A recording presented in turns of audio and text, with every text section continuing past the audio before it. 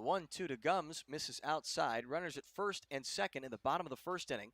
1 run already home, thanks to the 1-out RBI single to left by Quincy Nieporti. Sorry if we dropped you. We are now just back, I believe. You're listening to the Otters Digital Network from Wintrust Field in Schaumburg, Illinois. Runners at first and second. 2-2 count with 1 out. Facing Angelo Gums is Anthony Arias. The 2-2 misses in, 3-2 now. And J.R. Davis is going to come in to have a conversation with his pitcher. And that will elicit a visit from Justin Felix as well.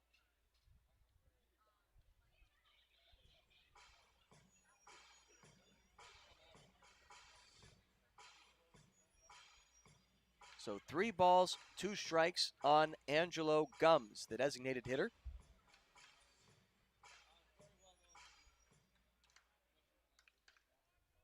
As 1 run is home in the inning. 1-0 our score.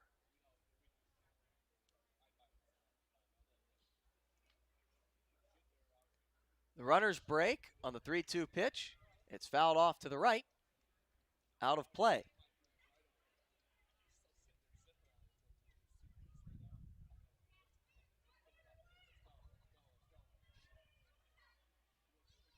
Sun just about set here in Schaumburg.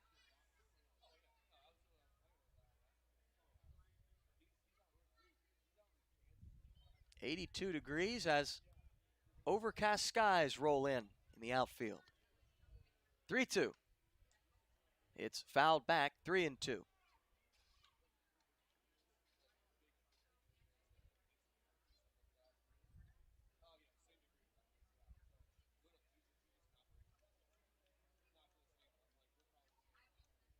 Gums facing Arias, who went to Campbellsville University. Runners break again. Another 3-2. Another foul ball. Bounces on top of the roof. During his senior season, Arias went 6-3 with a .378 earned run average, with 80 strikeouts in 64 1/3 innings of work.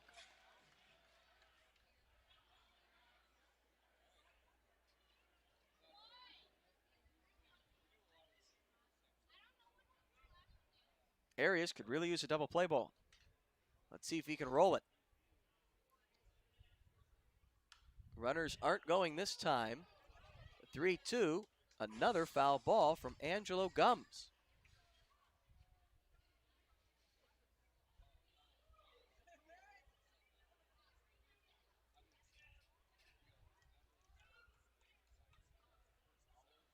Gums was a second-round pick back in 2010 of the New York Yankees out of Torrance High School in Torrance, California. 3-2, and wouldn't you know it, it's another foul ball.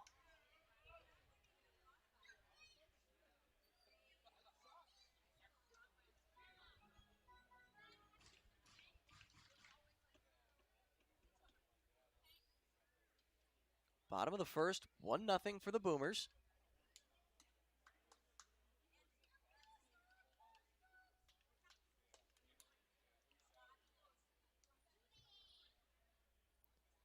Arias gets his sign. He's looking for the put-away pitch or something to roll the ground ball, and Gums will step out.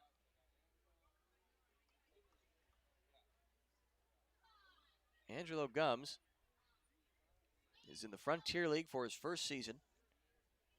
Back in pro ball for the first time since 2018. 3-2 fastball misses upstairs, and that will walk the bases loaded. The 12th pitch of the at-bat, Angelo Gums is able to win the battle against Anthony Arias.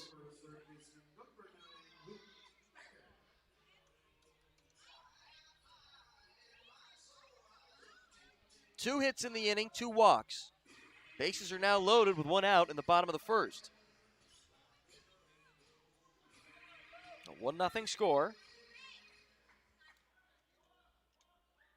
Quincy Nieporty, who's on second base, singled home the leadoff batter, Alec Craig, who got the inning started with a bunt hit to third. First pitch. This is hit into foul territory, right side. Dakota Phillips, the first baseman, over. And at the edge of the track, he makes the catch to his right. Excuse me, to his left, our right. And it brings up the winner, the walk-off winner, the hero of Game 1, Nick Odo.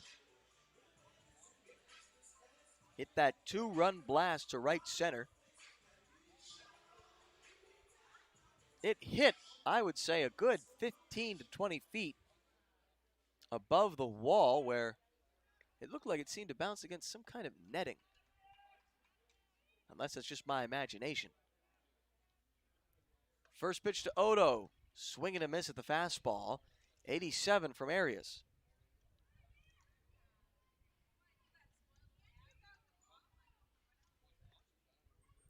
Arias 6'2", 235 pounds.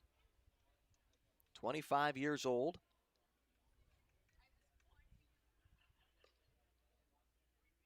He's in a tight spot. The 0-1.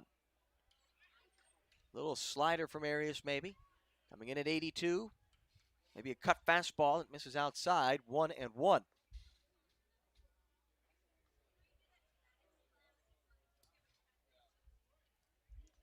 Otters looking to split this doubleheader and split the series, but they're down 1-0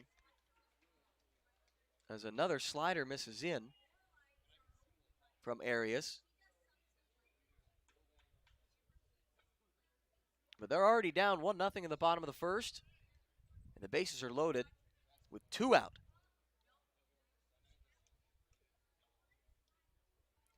Two-one. This is hit out toward right center field. Over is Gordon. He makes the catch on the run for the final out of the first. 1 run comes in to score, but a nice job by Anthony Arias to strand the bases loaded.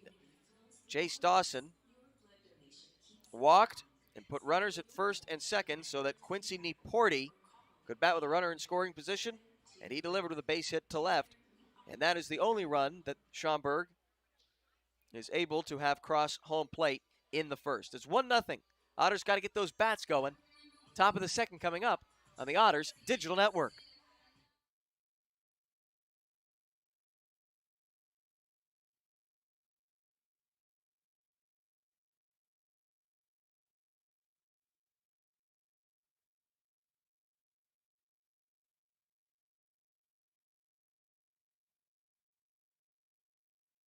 CenterPoint Energy's newest generation of safe, efficient energy includes capturing and harnessing the natural power of pure sunshine. We are increasing solar in our balanced and reliable energy mix as we power our region with more clean, renewable energy.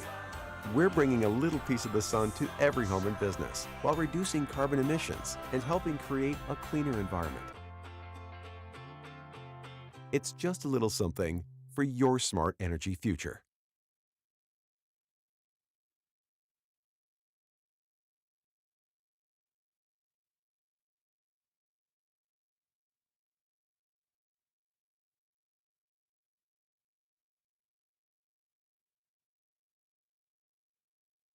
If you're looking for a liquor store in Evansville, look no further than Liquor Locker. The Liquor Locker has the best selection at the best prices, including the largest craft beer and bourbon selection in the area. Our friendly and knowledgeable staff will help you find the beer, wine, and liquor you need for any occasion. And check out the fine selection of cigars at all Liquor Locker stores. Liquor Locker is now open Sundays 12 to 8 p.m. and offers citywide delivery. Visit one of our 10 conveniently located stores in the Evansville area today. There is always something for everyone at the Liquor Locker.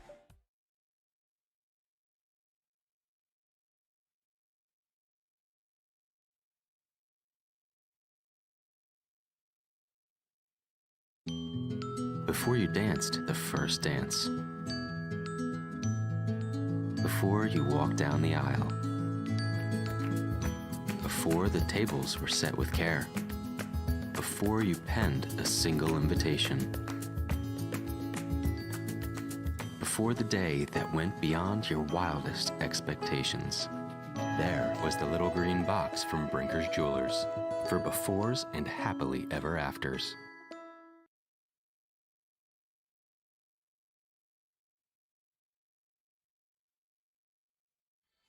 Top of the second inning, Otters down a run. 1-0 our score. Bryce Denton to bat against Stephen Chambly. The Otters will try to get something going again. They had what looked like a nice little 2-out rally brewing, as the first pitch is a strike on Bryce Denton, until Brent Malazzo made quite the incredible play in right center field, right at the wall, leaping to take away extra bases from Riley Crane that would have given the Otters a 1-0 lead. High pop of the elevator shaft, catcher back behind home plate. Odo makes the grab. 1 out in the top of the second inning. And it brings up Dakota Phillips, who had all the makings of Game 1's hero until Nick Odo stole the honors from him. And what you might just call the battle of the catchers. The whole storyline was wrapped up in the batteries, in battery mates. First pitch misses in on Denton because Marty Anderson went 6 scoreless until the top of the 7th inning. Ground ball, foul of first. Until the top of the 7th inning when Dakota Phillips came on to bat as a leadoff batter and took the first pitch that he saw out to left center field the opposite way off the lefty, Darrell Thompson. 1-1 coming. Breaking pitch, fouled off to the left and out of play.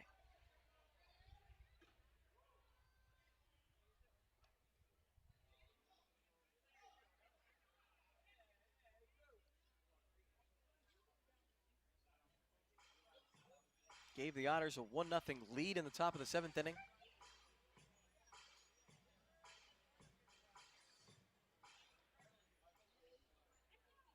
But then Nick Odo was able to stun the Otters by hitting a walk-off homer to right field. 1-2 is a called third strike on Dakota Phillips for the second out.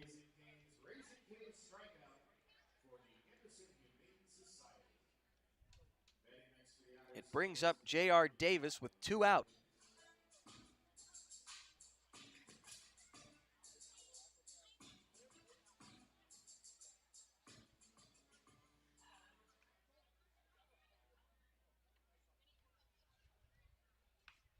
First pitch curve misses away.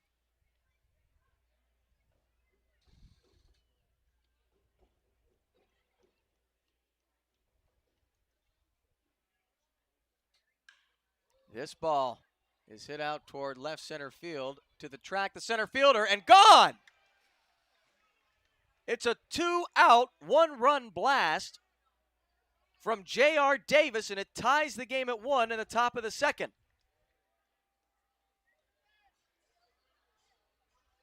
Hit out toward left center field. The center fielder Malazzo was moving back to the track, and it looked like he had a beat on it.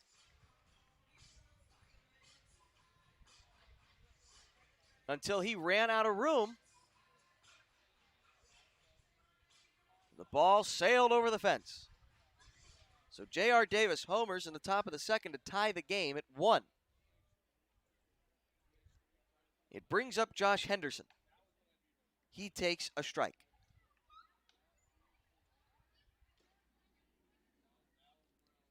The Otters have scored 2 runs today, both on solo shots. 0-1 pitch. That misses outside from Chambly.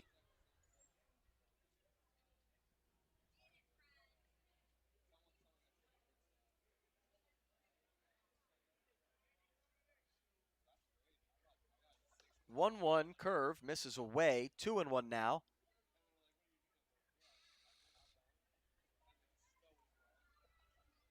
Josh Henderson facing Stephen Chambly.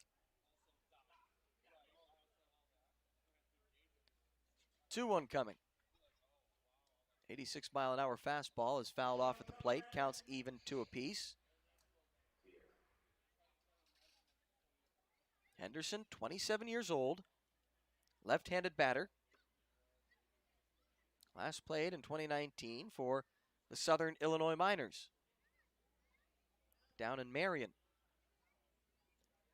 2-2 coming. Fastball ripped past the first baseman down the line in right. Making a big turn is Henderson. He's going to have 2 easy. The ball kicks away from the right fielder. Henderson around second. He's headed for third, and he is into third base standing with a 2 out. We'll have to see how they call it.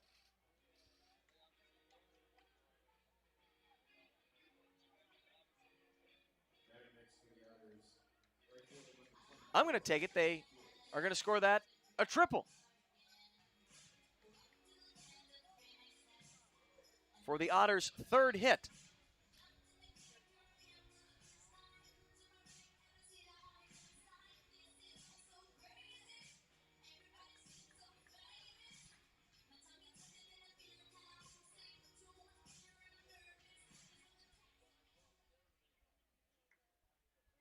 Henderson over at third, 2 out.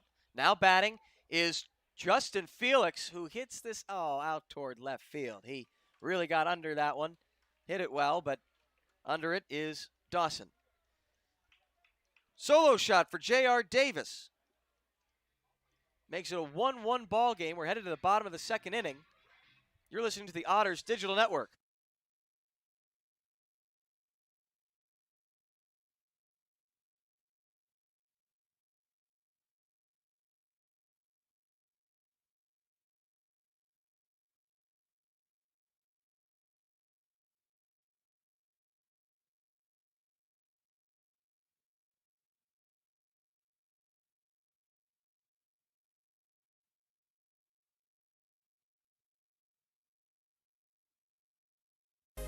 Getting ready and keeping fit for baseball season is hard work. That's why you'll find Evan at Bob's Gym.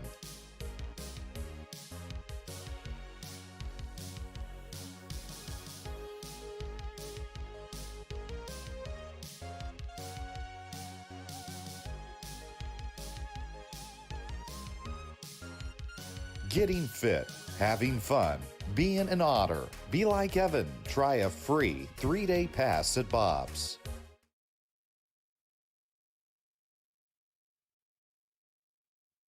CenterPoint Energy's newest generation of safe, efficient energy includes capturing and harnessing the natural power of pure sunshine.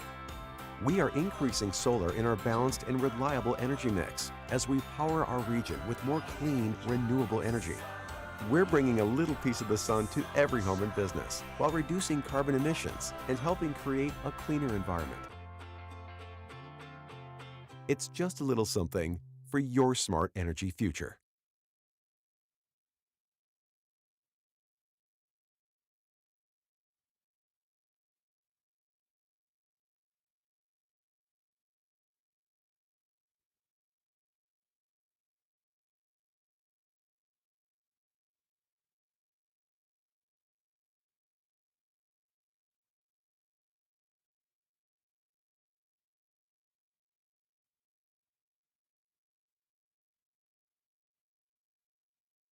Bottom of the 2nd, first pitch is grounded to third baseman Riley Crane, who can't field it cleanly. It was off to his right.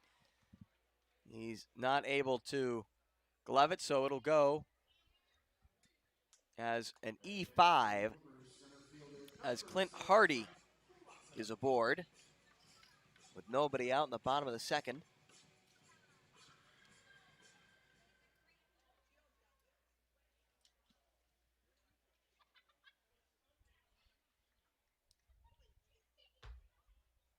And that'll bring up Brent Malazzo.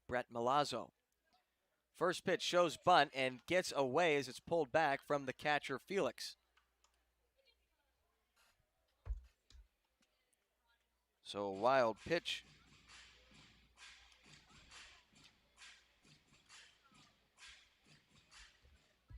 Will allow Clint Hardy to advance to second.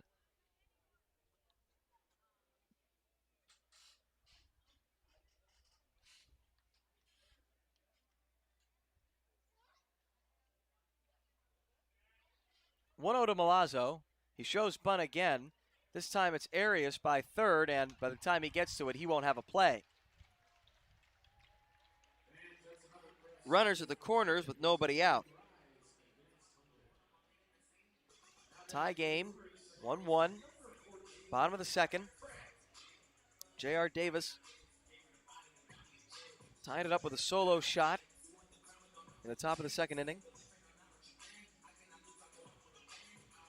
Now Alec Craddock has a chance to drive home the go-ahead run from third.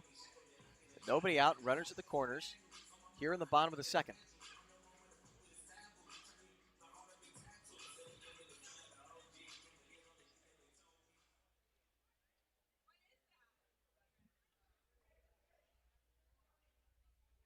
Arias comes set. First pitch to Craig. Slider called a strike, 0-1. Caught the inside part of the plate. Craig bunted for a base hit back in the first inning. 0-1 delivery. Same pitch, misses inside. 1-1.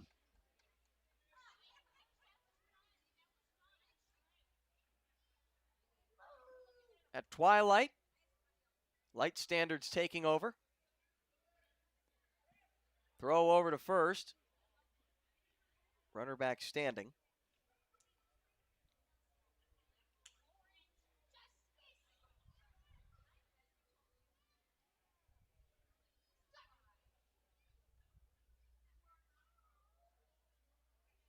One ball, one strike pitch. Runner goes from first. This is foul, though, and it's fouled back and out of play.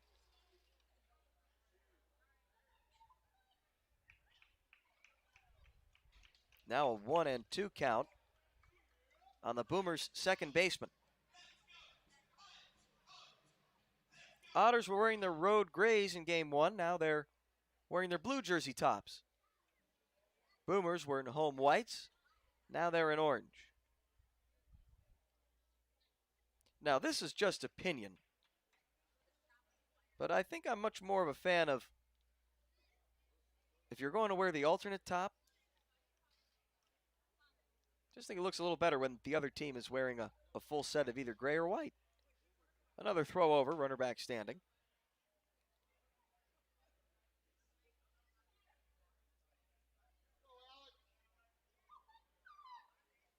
Don't know how much coordination goes on, though, between two teams as they get dressed for the ball game. They choose what jersey to wear. Runner goes again. This pitch runs in and gets a piece of Alec Craig. Area slider, which gets Craig on the right shoulder, will load the bases.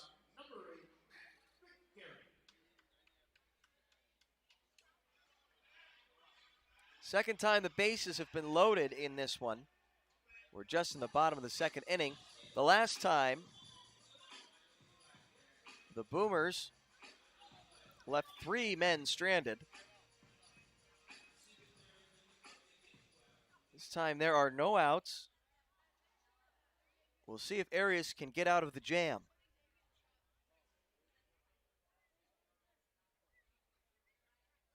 First pitch to McGarry. It runs in and gets away from Justin Felix. This is going to bring home another run. It's now 2-1. Boomers with the lead in the bottom of the second. Pitch missed inside and rolled all the way to the backstop.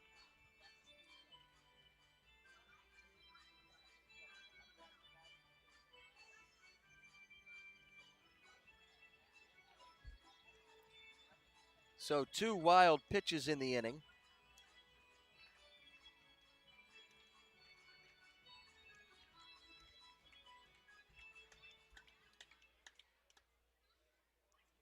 The first didn't end up doing too much damage because Brent Malazzo would end up bunting for a base hit.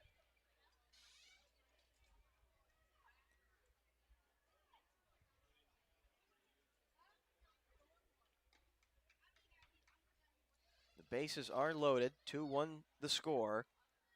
And now warming in the Otters bullpen is a right-hander. It looks like Tyler Spring.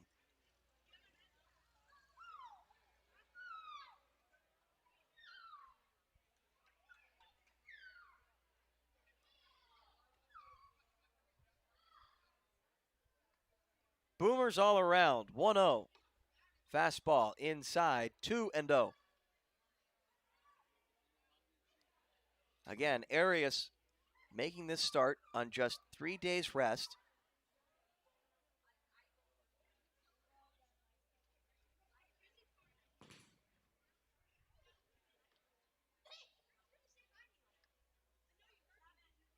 Two-zero pitch to Matt McGarry. Fouled off the umpire's mask, I believe, but unrattled is the blue behind the dish. Stands right up. Justin Felix checks on him. Say, are you good? He says, yeah, of course. Why do you think I wasn't?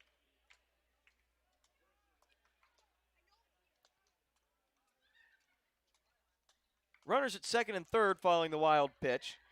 Nobody out. 2-1. Swing and a miss at the change. 2-2.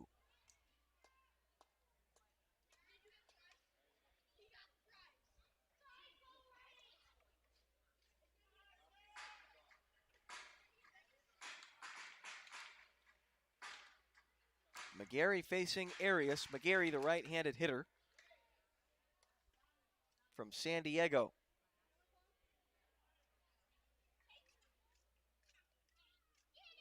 Two-two. Pitch misses in and off the glove of the catcher, Felix.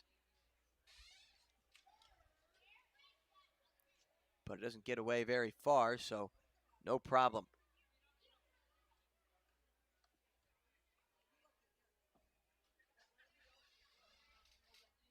Runners at second and third. Full count on McGarry.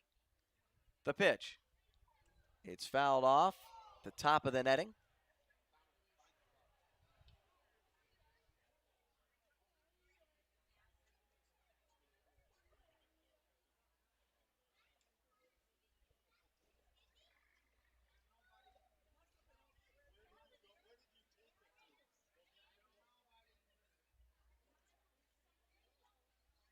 Two won the score. Boomers have the lead in the bottom of the second. Runners at second and third. 3-2 count. Swing and a miss, strike three. Arias has his first out in the bottom of the second. Batting next for the Boomers, left fielder number 15, Chase Dawson.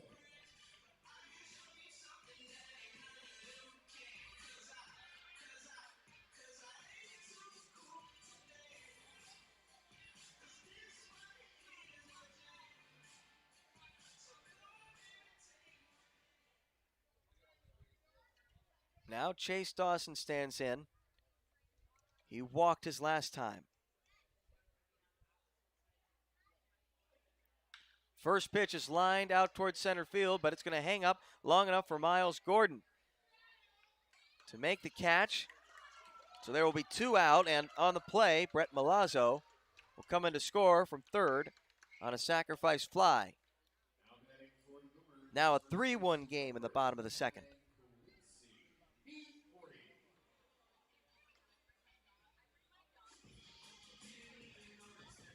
It brings up Quincy Nieporte, who singled home Alec Craig, who is in scoring position now, back in the first inning.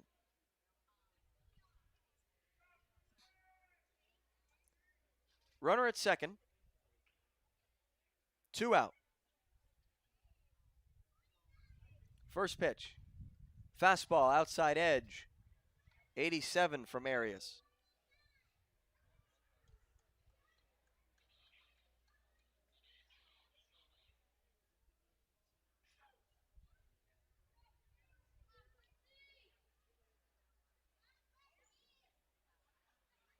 Oh, 1 on its way. Another fastball, this time fouled off.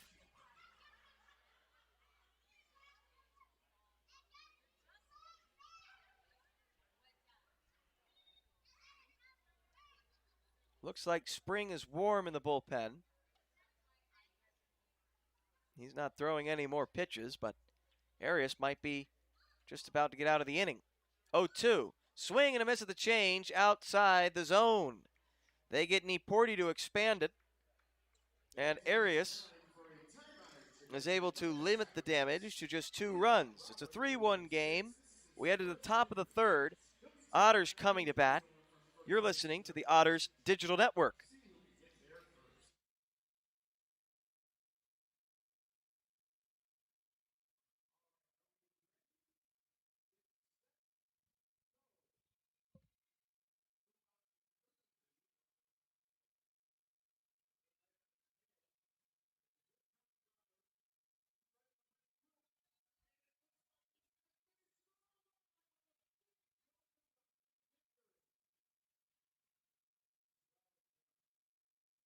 CenterPoint Energy's newest generation of safe, efficient energy includes capturing and harnessing the natural power of pure sunshine.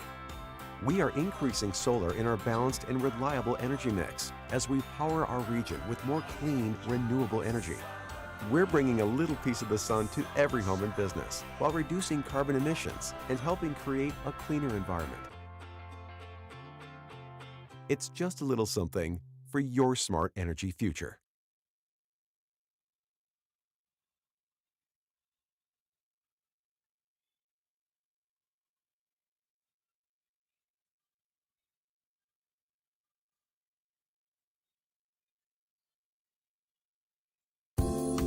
We love our children and want them to be healthy. After all, a healthy child can make for a happy child. When you choose Anthem Blue Cross and Blue Shield, you have great doctors and great care to help your child stay healthy.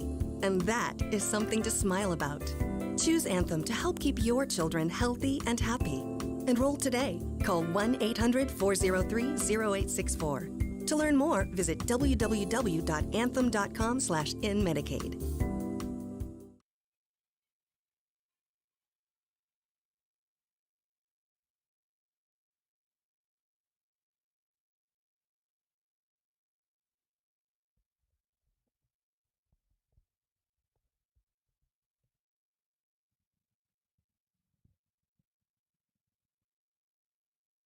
First pitch to Miles Gordon misses outside, as does the second.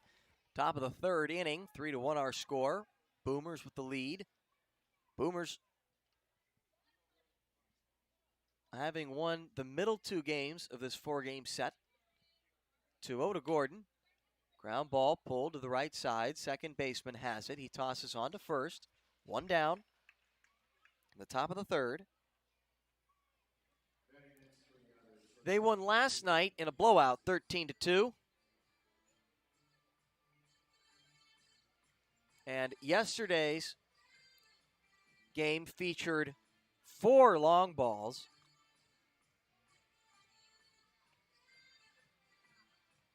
The Boomers hit a 2-run shot in the first inning Friday night.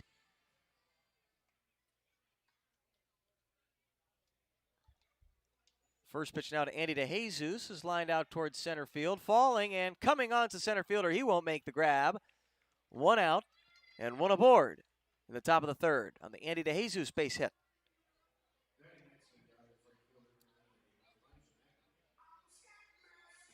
So those 4 home runs that they hit last night would be homers 2, 3, 4, and 5 in the series. And then game 1 of this doubleheader was lost in heartbreak fashion.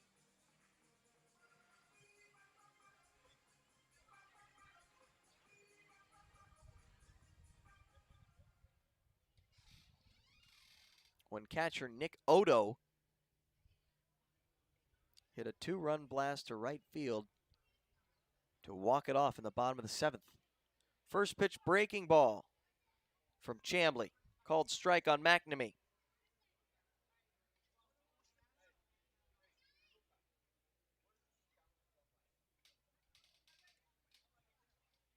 Runner at first, 1 out.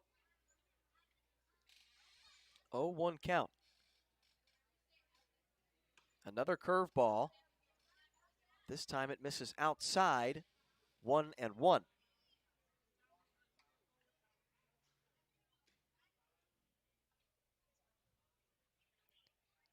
Chambly gave up a run in the top of the second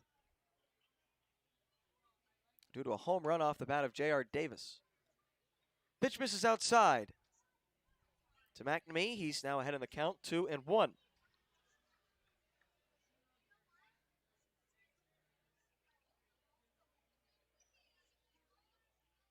McNamee reached via a 2-out single in the first.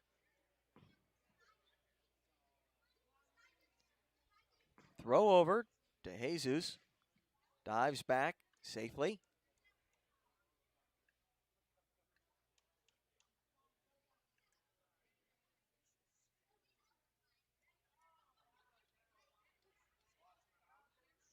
Two one coming. Fastball ripped out down the line in right. Over is the right fielder to cut it off. So Elijah McNamee will have to be content with a single. Meanwhile, DeJesus advances to third. Runners at the corners, 1 out. McNamee, his second hit.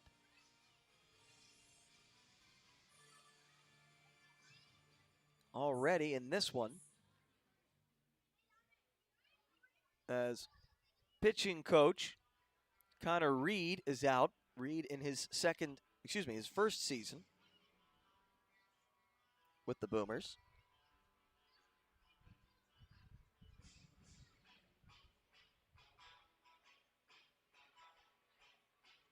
McNamee went 2 for 4 in game 1.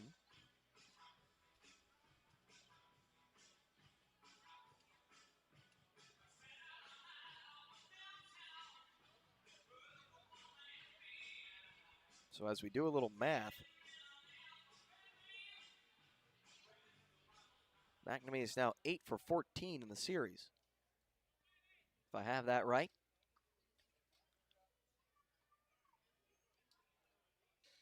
Now it's Riley Crane, and he's going to line this out down the line. That'll fall for a base hit. 1 run will come in to score. Crane hustling to second, diving head first. He's safe with a 1-run double. That puts runners at second and third. A 1-out hustle double from Riley Crane has runners in scoring position and only 1 out in the top of the third. It looked like Crane had just kind of lunged out over the plate. Probably got a hold of some kind of changeup. Breaking ball, maybe, from Chambly. It was on the outer half. And he was able just to club it out to right. And that will bring Jamie Bennett out of the dugout. He is going to bring on a new pitcher, a right-hander, who we'll tell you all about when we return on the Otters Digital Network. But right now, the tying run just 90 feet away. In the top of the third inning, go ahead in scoring position. Otters trying to split this series. You're listening to the Otters Digital Network.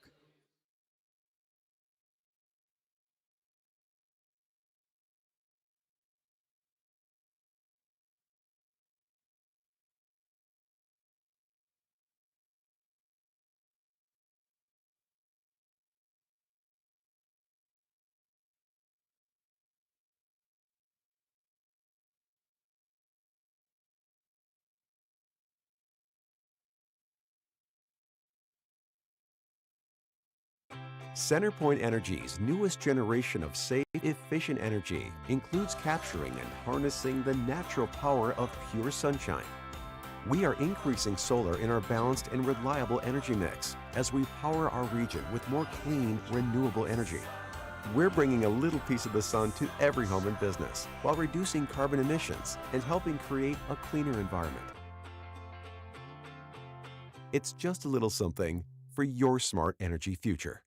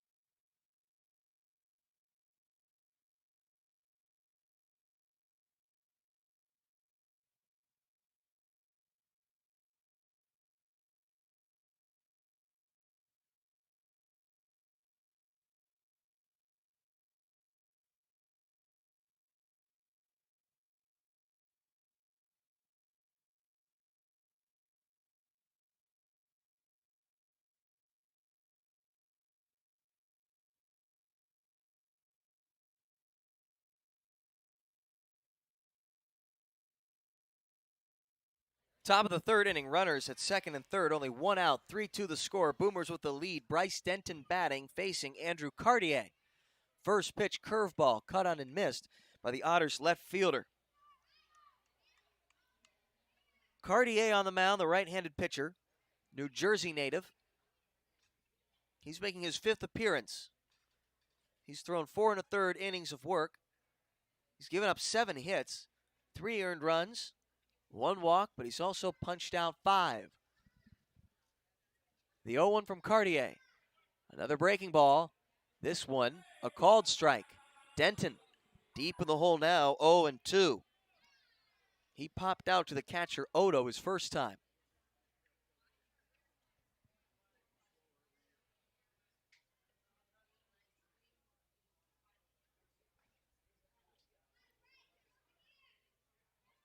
Runners at second and third, 1 out, 0-2.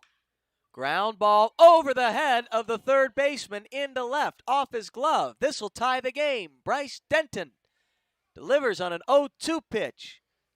As Elijah McNamee will score from third, it was a high chopper. The third baseman reached up as high as he could, but it tipped off his glove into left. And it's a game-tying 1-out single for Bryce Denton that puts runners at the corners, still only 1 away. And here is one of the Otters' hottest hitters, Dakota Phillips, who homered in Game 1. First pitch, fastball in the dirt, 90 miles an hour from Cartier, overthrown. Cartier listed at 5'9", 160 pounds, 23 years old. Played in Joliet last year, the pop-up league they had. 1-0 to Phillips. Is hit well out towards center field. This is going to carry over the head of the center fielder and one hop the wall. 1 run is in, and the other is going to be held up at third. It's a go-ahead 1-out double for Dakota Phillips off the wall in center field that gives the Otters a 4-3 lead in the top of the third.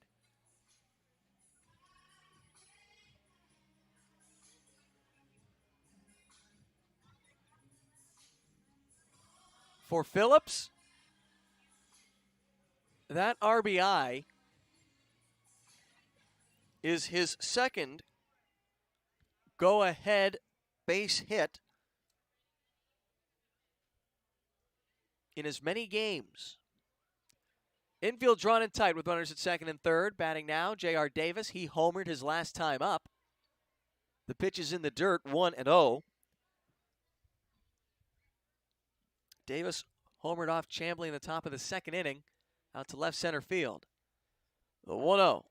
Pitch is in the dirt, off the catcher. Runner going to break for the plate. The throw over to the plate is not going to be able to get the runner Riley Crane. Or Bryce Denton, excuse me. And his head first slide into home. The tag attempt made by the pitcher Cartier. A wild pitch makes it a 5-3 game in the top of the third.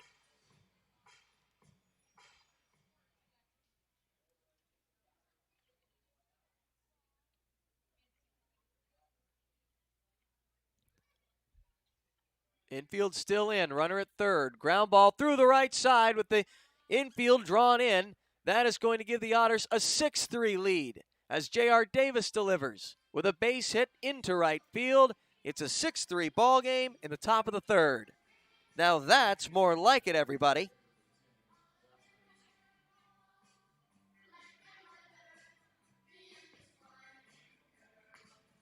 Dakota Phillips scores from third. And it's now a 5-run inning for the Otters. First came in to score on an RBI double by Riley Crane, then Bryce Denton. An RBI base hit followed by an RBI double from Dakota Phillips. And then an RBI knock for J.R. Davis. Pitch misses low to Josh Henderson. 4 runs driven in, 1 scored on a wild pitch. Henderson tripled his last time. Throw over. Davis was caught for a moment, but he's able to get back and get a hand in there.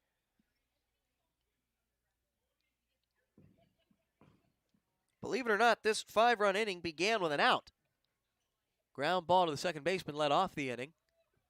1-0 fastball. Henderson behind it, 1-1.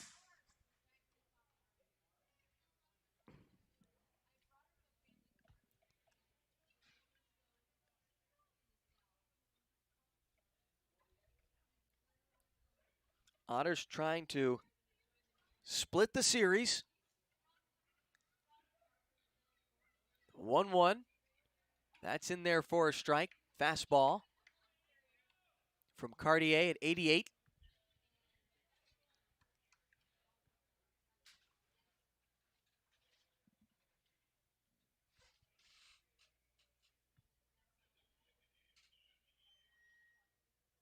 One-two to Henderson. That misses low. Slider from Cartier. Now the count's even at 2 apiece. Henderson, the Glendale, Arizona native. Spent 2 years in the Dodgers organization. 2-2.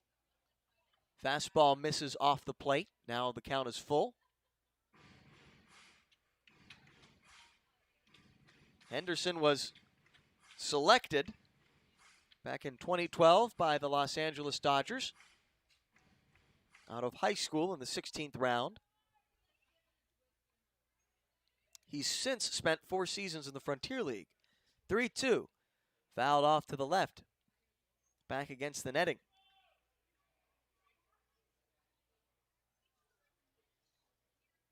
He played with the Washington Wild Things back in 2014.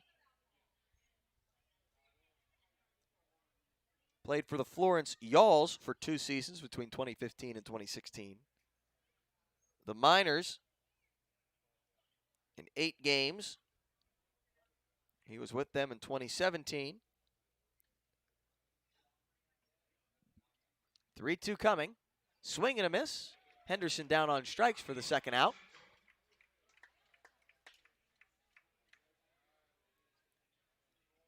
And that will bring Justin Felix to the plate.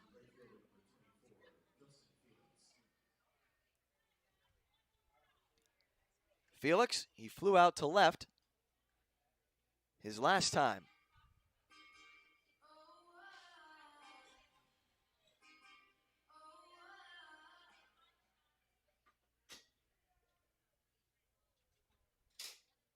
First pitch to Felix. A little check swing, but the ball able to catch a little bit of wood. It's fouled off. 0-1.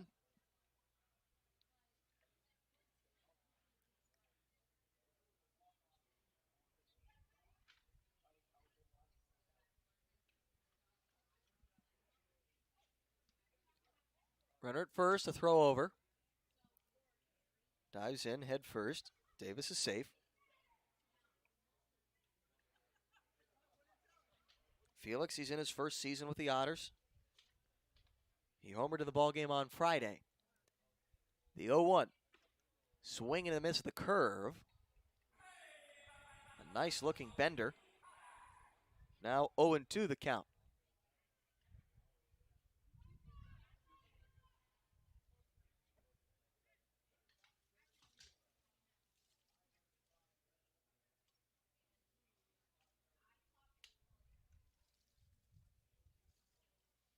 The 0-2 misses in the dirt. The catcher goes to tag Felix just in case he would be able to win an appeal. One is not granted. Count now 1-2.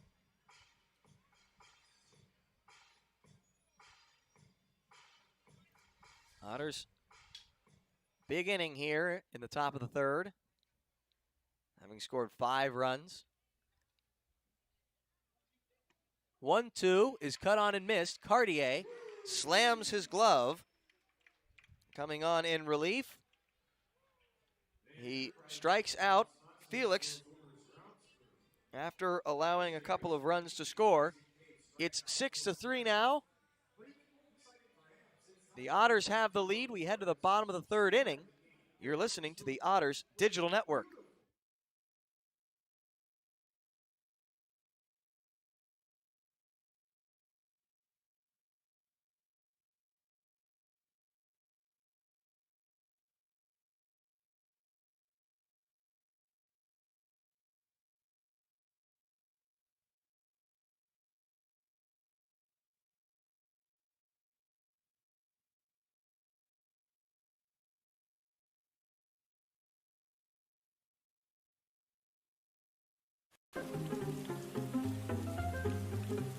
Cheer up, Evan. This rain will be out soon. You should download the 14 First Alert app and see for yourself. You can see what's coming up to 7 days in advance, or you can break it down hour by hour. Check out live radar so you can see what's happening in real time. And you can watch 14 News live directly from the app. See, there's nothing to worry about. Stay in the game with the 14 First Alert app.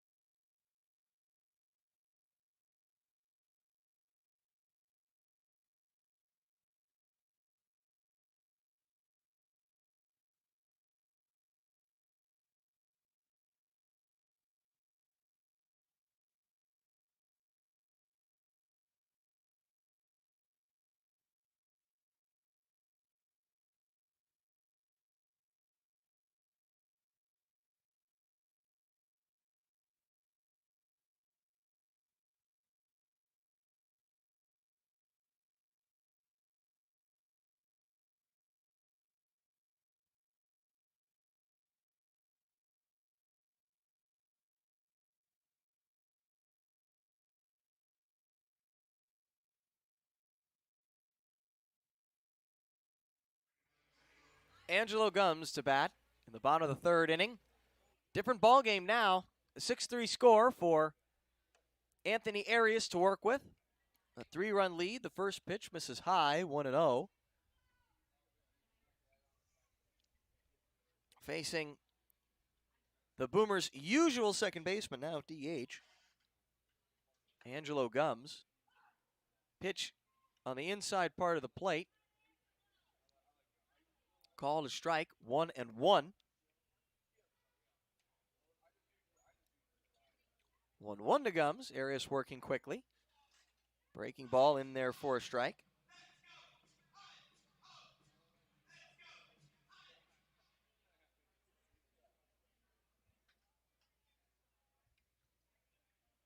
Arias ahead in the count, 1-2. Breaking ball, roped, foul, out of play. And you can, I believe, hear Maxwell Smart on the PA system here. That's a good touch. Looking for his third punch out is Anthony Arias.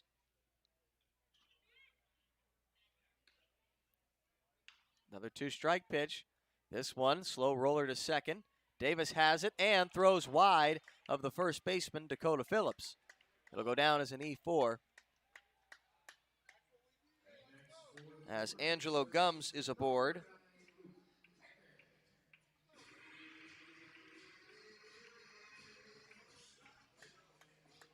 That's the Otters' second error already. In game 2, there was an error that allowed Clint Hardy to reach as the leadoff man in the second inning. An inning in which the Boomers would score 2 runs.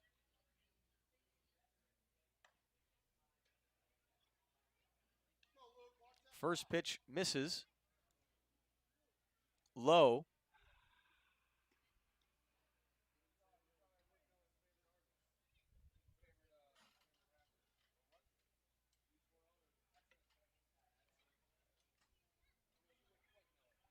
Pitch misses low, gets away from Felix, but he's able to corral it quickly. So there are like massive spiders here in the press box that I guess just come alive at night. You know, they wake up. And I've been fighting one off, but another has just created a big web strand off to the left here in the window. And I went to go and try to break it with my pen, and I applied about as much pressure as I was comfortable with before it got stuck. Throw over. You know, I don't want the web to get stuck on the pen because then the spider might come down and try to get on the pen, and I'd rather not get bit by the spider if I don't have to. Nor do I particularly like spiders. The 2-0 coming to the plate. Pitch misses high. And I kid you not, this thing is like a strand of yarn. It's like an actual string. I went and I tugged it. And it gave. It's like thread. The 3-0 misses outside. It's a 4-pitch walk for Luke Becker as Angelo Gums heads to second. Nick Odo will step to the plate as the Boomers are trying to spin a web for Anthony Arias to have to get out of. And I think Tyler Spring is about to start warming up again in the bullpen.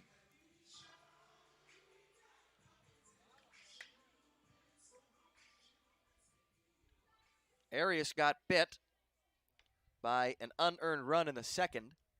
There's an unearned runner in scoring position now.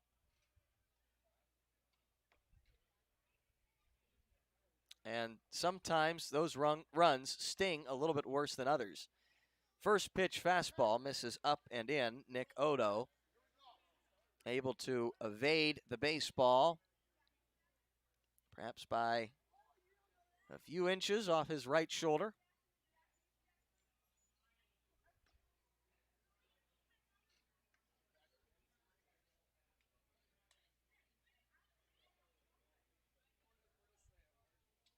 The 1-0 coming. That misses. Oh, that's a called strike, and the Boomers dugout doesn't like it. They've got some venomous feelings, I think, toward that home plate umpire at the moment.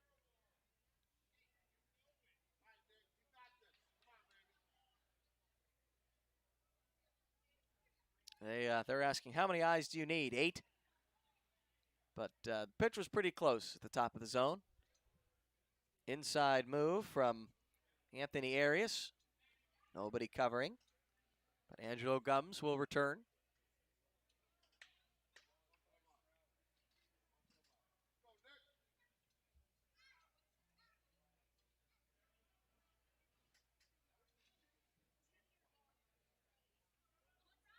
Arias set at the belt. Runners at first and second. Cut on and missed up in the strike zone. Now it's a 1-2 count on Odo, the walk-off winner in game 1.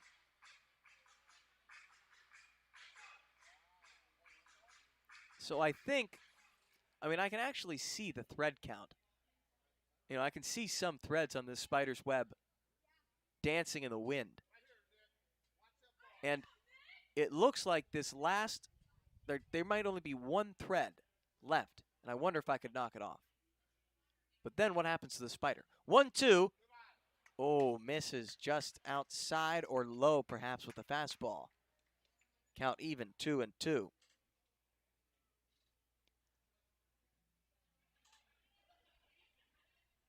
He's just hanging up there, and ideally, I don't want the spider to just fly off. I mean, I would flick him the 2-2. More important matters.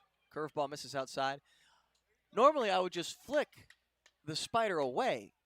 You know, I wouldn't even have to touch it. I could use a pen, or I could grab a stat pack here or a game notes packet.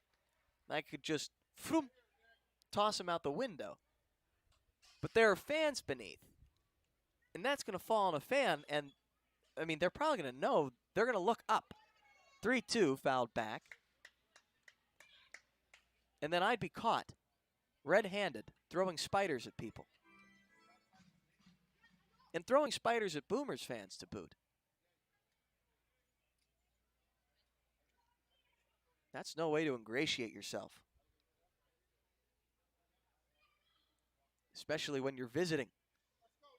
3-2. That's a called third strike.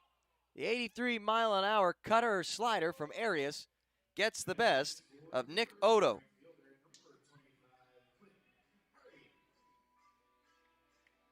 That's Arias' third punch out. The first out here in the bottom of the third. You can really understand the dance going on in that third base dugout right now, where Andy McCauley and Max Peterson lean against the railing. Now it's Clint Hardy. Pitch bounces. Nice block by Felix. They're trying to milk Arias for as much as they can get, because the arms they have in their bullpen are not at an unlimited supply. Far from it.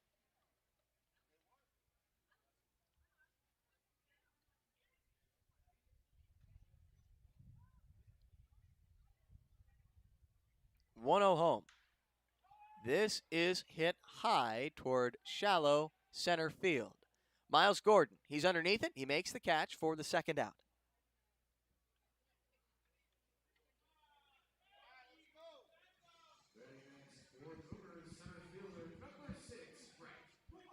That's part of the reason why the Otters kept with Tim Holgraffer last night. Even though he'd been hit around a little bit, they asked him to go out for the fifth inning. They knew he was getting a little tired. But ahead of this doubleheader and with what limited options they have on the shelf, as the first pitch misses inside to Clint Hardy. Or excuse me, that's Brent Malazzo after Clint Hardy flew out to center.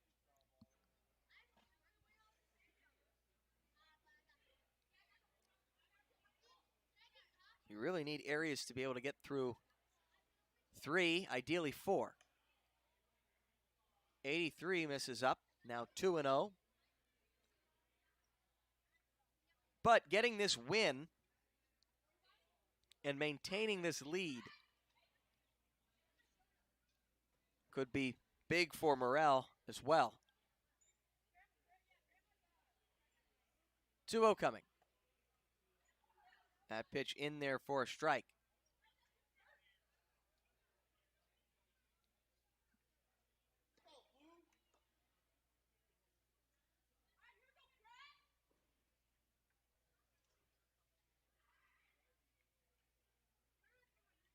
Two one on the way. This is hit over the leaping third baseman's head into left field. This will score 1. And a throw from Denton will keep runners at first and third. It's a 2-out RBI single for Brent Malazzo. His second hit tonight in Game 2. And it's now a 6-4 ball game. Otters still have the lead. It brings up Alec Craig, and Max Peterson is on out of the dugout. And he will motion for his right-hander. That will be the end of Anthony Arias' start. All things considered, you got to keep in mind for Arias, pitching on just 3 days rest, and he exits still with a 2-run lead. We remain in the bottom of the third inning, and we'll tell you about the new right-hander on for the Otters, Tyler Spring, when we get back. You're listening to the Otters Digital Network.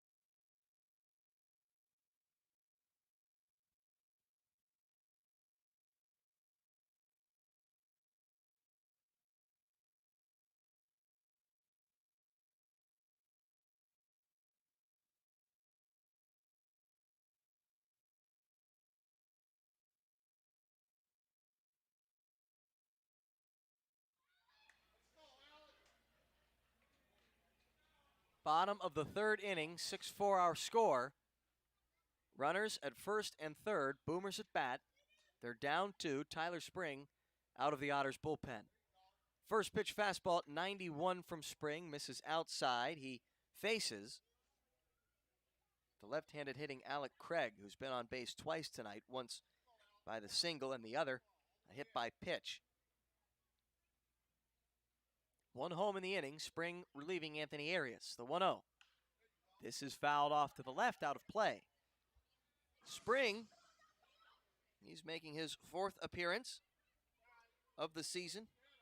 He's thrown 3 2/3, allowed just 2 hits, issued 1 walk, and struck out 1 batter.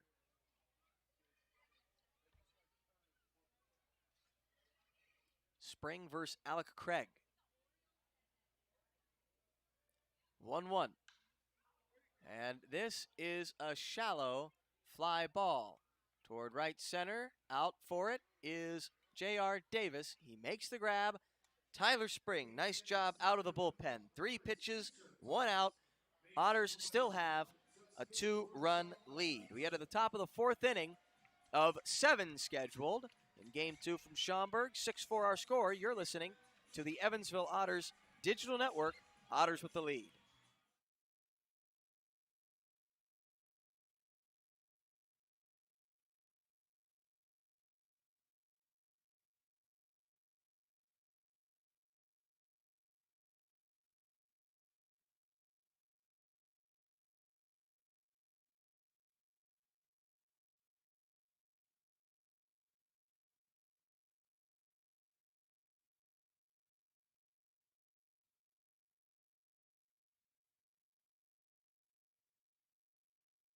CenterPoint Energy's newest generation of safe, efficient energy includes capturing and harnessing the natural power of pure sunshine. We are increasing solar in our balanced and reliable energy mix as we power our region with more clean, renewable energy.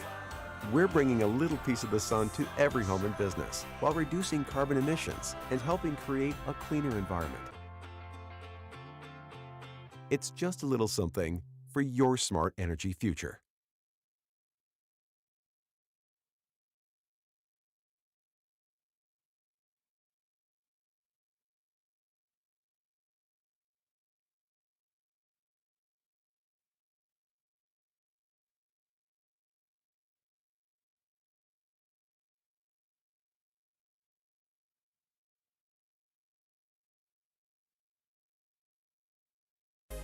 Getting ready and keeping fit for baseball season is hard work. That's why you'll find Evan at Bob's Gym.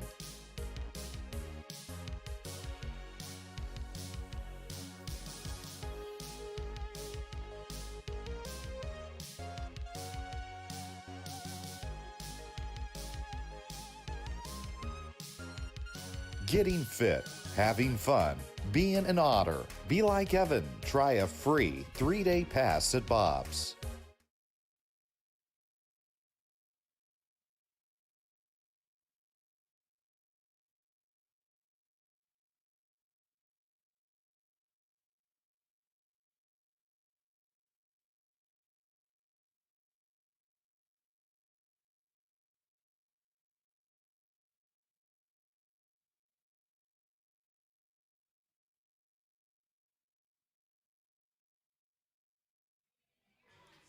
Miles Gordon will lead off the top of the 4th inning.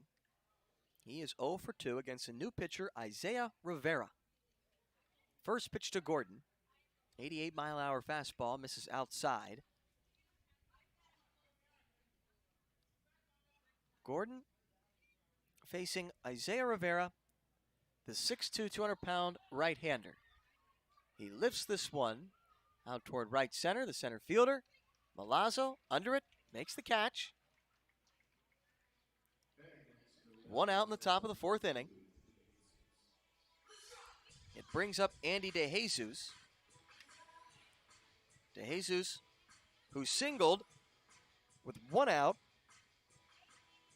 in the top of the 3rd inning, which opened up a 5-run frame for the Otters.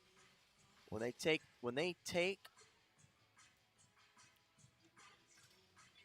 a 5-run inning to put them up 6-3. First pitch fastball. DeJesus showed bunt but pulled back 1-0. They took a 5-run inning to put them up 6-3. They now lead 6-4. 1-0 to DeJesus.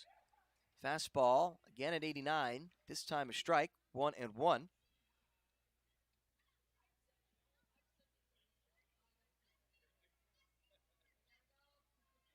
The 1-1 off-speed delivery at 74. 1-2 on DeJesus. For DeJesus, we've been following the last few days, get ahead of the opening regional round in the NCAA College World Series, or at least the route on the way to it, as the 1-2 is cut on and missed. We were following Andy DeJesus's Indiana State University Sycamores, seeing what they were doing. As DeJesus is cut down on strikes for the second out, it brings up Elijah McNamee.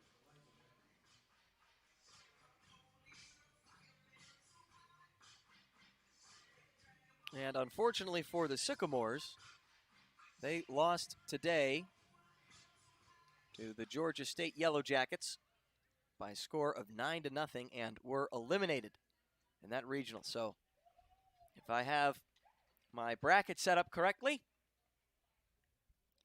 the Yellow Jackets will be playing the Vanderbilt Commodores to determine a winner, as Presbyterian has already been eliminated, and McNamee, who quickly finds himself down on the count 0-2, is closely following a Mississippi State Bulldogs team that is hosting a regional of their own. They're up 2-0. Fastball at 89, swung on and missed by McNamee. Back-to-back punch-outs for Isaiah Rivera is good for a 1-2-3 top of the fourth. 6-4 Otters still lead. We get to the bottom of the fourth, halfway through this one on the Otters Digital Network.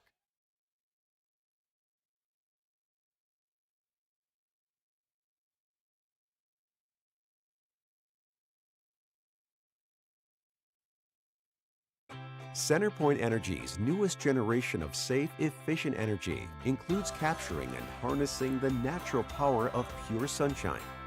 We are increasing solar in our balanced and reliable energy mix as we power our region with more clean, renewable energy.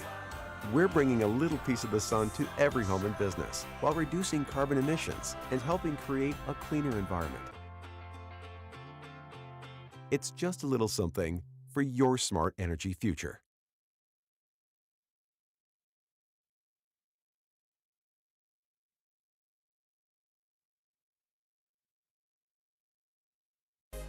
Getting ready and keeping fit for baseball season is hard work. That's why you'll find Evan at Bob's Gym.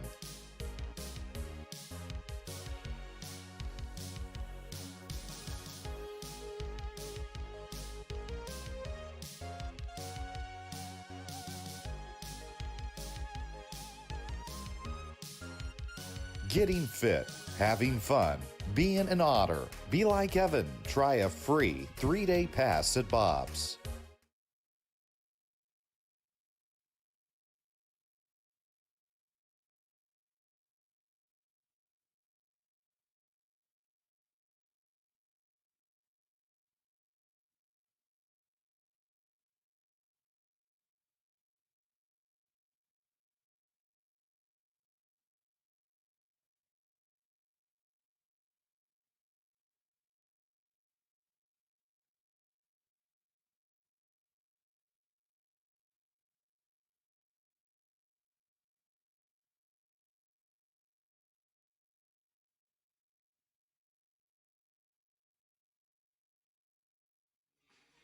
Tyler Spring got Alec Craig to pop out to second in shallow right center field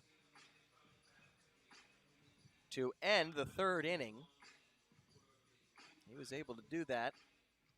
3 pitches or less. Matt McGarry bats now. Spring into his first full inning of work. McGarry is 0 for 2. First pitch to him is a fastball that runs inside. Got a good little this date in baseball history mixed with a this date in history, as I'm probably pretty sure you probably have heard by this point. Today is the anniversary of Operation Overlord, when the Allied forces opened up a second front in World War II by storming the beaches of Normandy. Well, we've got a way to tie ourselves into the World War II era with a this date in baseball history that also mixes in some Evansville baseball history. 1-1 pitch popped up right side of the infield, and J.R. Davis is going to have his second put out in a row on a pop-up, thanks to Tyler Spring and Matt McGarry obliging. Well, it was on this date in baseball history, back in 1940, when Warren Spahn, who will become the winningest left-handed pitcher in baseball history with 363 victories, signs a contract with the Boston Bees, later Braves. And due to a disagreement between him and manager Casey Stengel, and then later, which will get him sent back down in the early 1940s, as a 1-0 pitch is a strike on Chase Dawson. Warren Spahn will then go on to fight, during a spring training game, which we'll get to in a minute. Warren Spahn will then go on to fight in World War II and not make his major league debut until 6 years later, as the 1-1 fastball misses 1-0. He doesn't get to make his MLB debut until 6 years later. So there's always been a big question as to whether or not Warren Spahn, if it hadn't been for those 6 years, if it hadn't been for the Second World War, would he have been one of the winningest pitchers of all time. He's behind a handful of names. He is technically the leader among pitchers who have pitched in solely the live ball era, but he trails Cy Young, Walter Johnson, Grover Cleveland Alexander, and Christy Mathewson. As a 2-2 is a called third strike. Spring nets his first punch-out of the evening. Now there are 2 gone. But as I'm sure you know, Warren Spahn pitched for the Evansville Bees, the farmhand in the Indiana, Illinois, Iowa League back in 1942.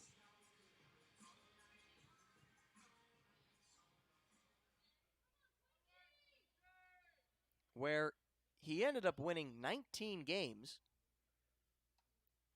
with the minor league club in Evansville, as the first pitch misses in. So Hall of Famer Warren Spahn was signed on this day in baseball history. As you know, he'd go on a year later to pitch in Evansville in 1941.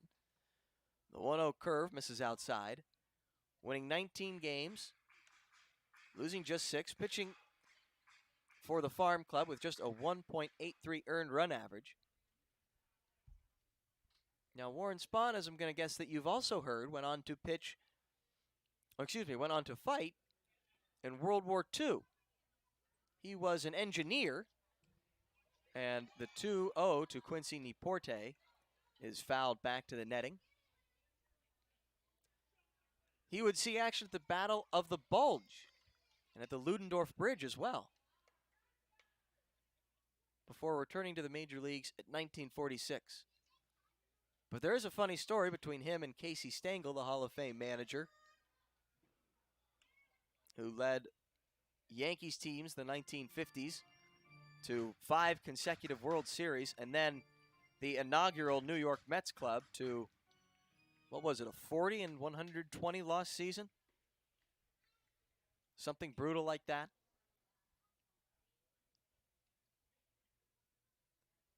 Two with 2 out is a ground ball to short, backhanded by DeJesus. A long throw on to first is good for the final out of the inning. When we return, the Otters will bat on the top of the 5th with a 2-run lead, and we'll tell you about the blow-up between Warren Spahn former Evansville B, and Casey Stengel that kept him out of the big leagues until 1946 when we return on the Otters Digital Network.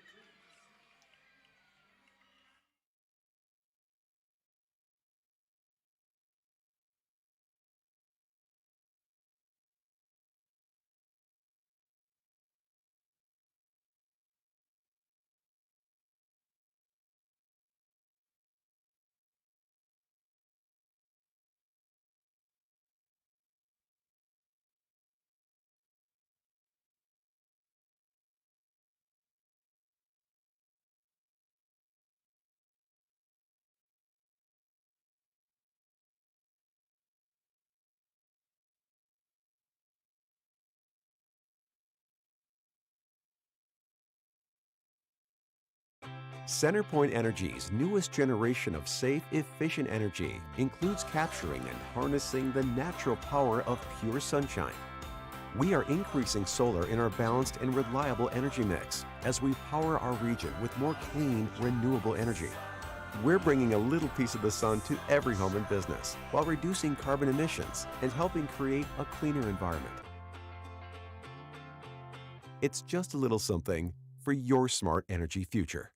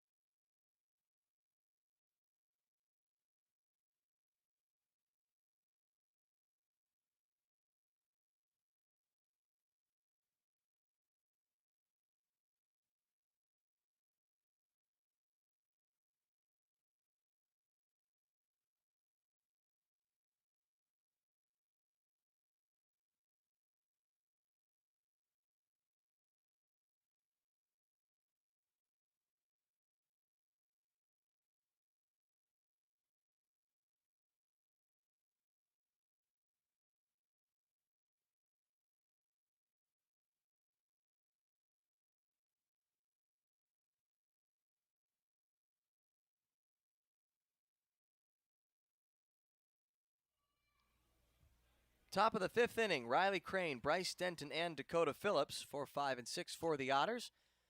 Riley Crane batting, he's 1 for 2 with an RBI double. Still facing Isaiah Rivera, who pitched a 1-2-3-4. Otters lead 6-4. The 1-0 coming. Fastball, a called strike on the outside edge. Second of 2 on a Sunday night in Schaumburg. Otters drop the first one 2-1. They lead by 2 here. Curveball floats out of the hand and stays outside, 2-1. This on June 6th, which, as we mentioned, is the anniversary of D-Day in Normandy, and also, as an interesting little baseball point and Evansville trivia point, as the 2-1 is cut on and missed, is that it's also the anniversary of the signing of Warren Spahn out of high school by the Boston Bees and Braves. The wind and the 2-2 coming to Crane. It's a ground ball foul, a first, and the 93-mile-an-hour heater. So, Spahn, after pitching so well in 1941 in Evansville, had an opportunity to break camp with the big league club, and he was pitching in an exhibition game, or he was slated to pitch. Or no, I'm sorry, he did actually pitch in it. As the 2-2 is ripped over to first, backhanded by Niporti. He takes to the bag himself for the 3 unassisted putout. 1 down here in the top of the 5th. And he very well could have pitched that year in 1942 had it not been for an argument he got in with Braves manager Casey Stengel. Because he had reached the big leagues in 1942 at the age of 20. Now, Stengel wanted Spahn, the 20-year-old, to throw at Brooklyn Dodger Pee Wee Reese in an exhibition game. He wanted to call for a beanball. as Bryce Denton bats and he takes a pitch outside. Spahn refused. He'd only pitched in 4 games, and he allowed 15 runs in 15 2/3 innings, 10 of them earned. So he's thinking, there's no way. Again, he does get to make his debut in 1942, but this is just the beginning of his season, his entire career. He doesn't want to hit Pee Wee Reese, 1 and 2.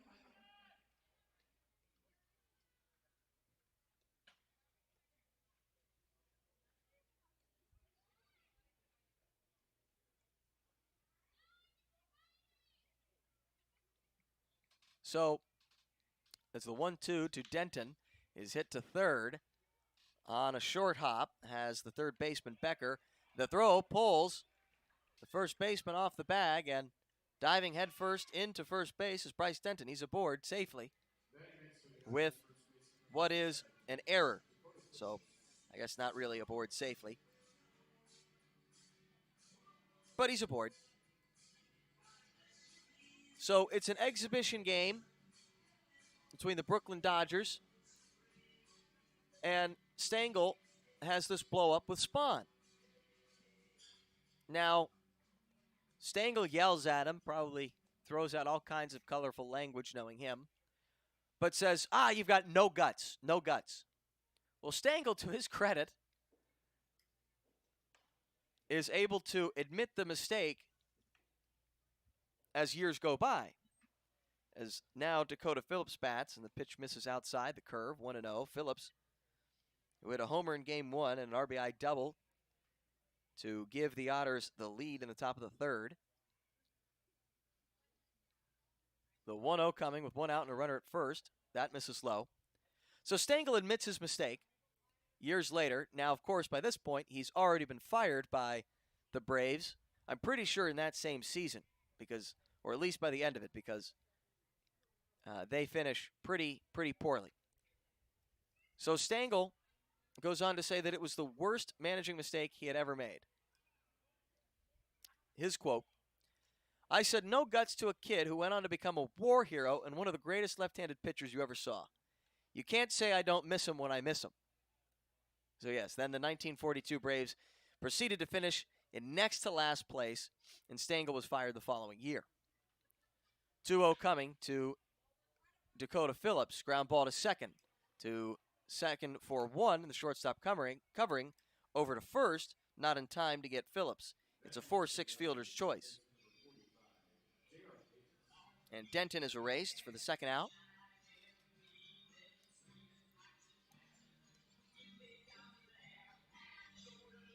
So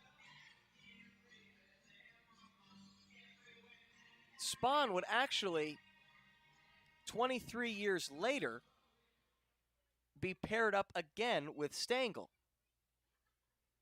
when Spahn comes over to the expansion Mets, as does Stengel, as the pitch misses inside. And you know how bad that team was. So Spahn, referring to both his beginning and end of what is really his career and the end of Stengel's career, as the 1-0 curve is cut on and missed by J.R. Davis, who's 2 for 2. Commenting on the beginning of his career and the ending of Stengel's career, this is what Spahn had to say. "I'm probably the only guy who played for Casey before and after he was a genius." Talking about those great Yankees teams. I just thought that was I just love that quote. I laughed out loud when I read it today. "I'm probably the only guy who played for Casey before and after he was a genius." And if he's listening at home, I am sure that we'll have to bring that up at home, so I hope you'll forgive me if we talk about this story, at least reference it. Back when the Otters return home on June 11th for color commentator extraordinaire, as this is ripped into right field through the right side of the infield. J.R. Davis aboard for his 3rd hit tonight. Daggone. When we bring this up with color commentator extraordinaire, longtime broadcaster with the Evansville Otters, Bill McCune, because I'm sure he will have something from this era to remember, to comment on, to hear what he has to say about Casey Stengel or Warren Spahn. As you know, Bill was a farm product of the later Milwaukee Braves, as Josh Henderson bats. So we will have to ask Bill. First pitch misses outside to Henderson. Where's Bill? Where is Bill? We'll catch him Friday night when the Otters return home following a 3-game series in Florence. The 1-0 misses in, the fastball from Rivera at 88. They've got a 7-game road trip. They drive back on the bus tonight. They'll have tomorrow off in Evansville, then travel again on Tuesday. They'll leave in the morning, get into Florence, Kentucky to play the Yalls for the first time. A matchup between two teams that have been vying for first place in the Central Division. As a 2-0 misses, it's now 3-0 on Josh Henderson, who's 1 for 2 with a triple.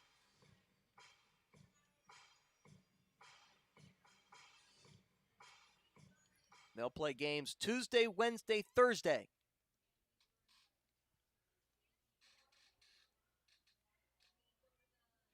(3-0) to Henderson with 2 out runners at first and second is in there for a strike. And that's when you can come check out the Otters when they return back June 11th.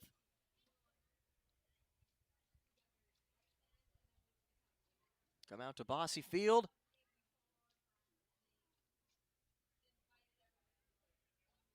Check out the ball club.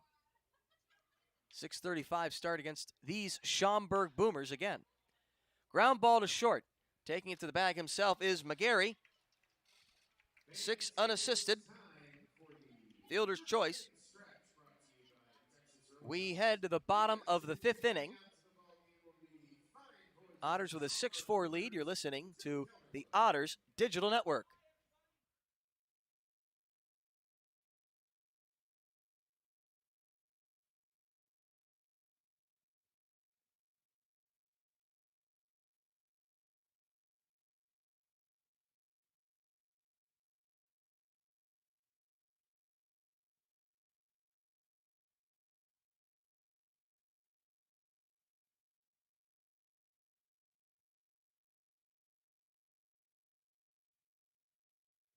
CenterPoint Energy's newest generation of safe, efficient energy includes capturing and harnessing the natural power of pure sunshine. We are increasing solar in our balanced and reliable energy mix as we power our region with more clean, renewable energy. We're bringing a little piece of the sun to every home and business while reducing carbon emissions and helping create a cleaner environment. It's just a little something for your smart energy future.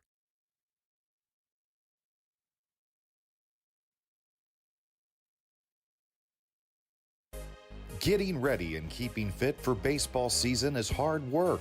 That's why you'll find Evan at Bob's Gym.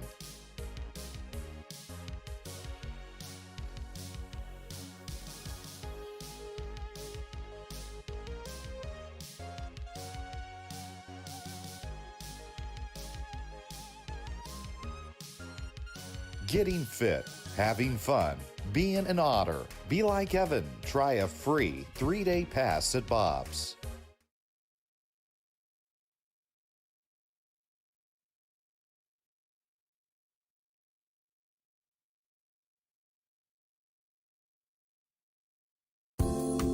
We love our children and want them to be healthy. After all, a healthy child can make for a happy child. When you choose Anthem Blue Cross and Blue Shield, you have great doctors and great care to help your child stay healthy. And that is something to smile about.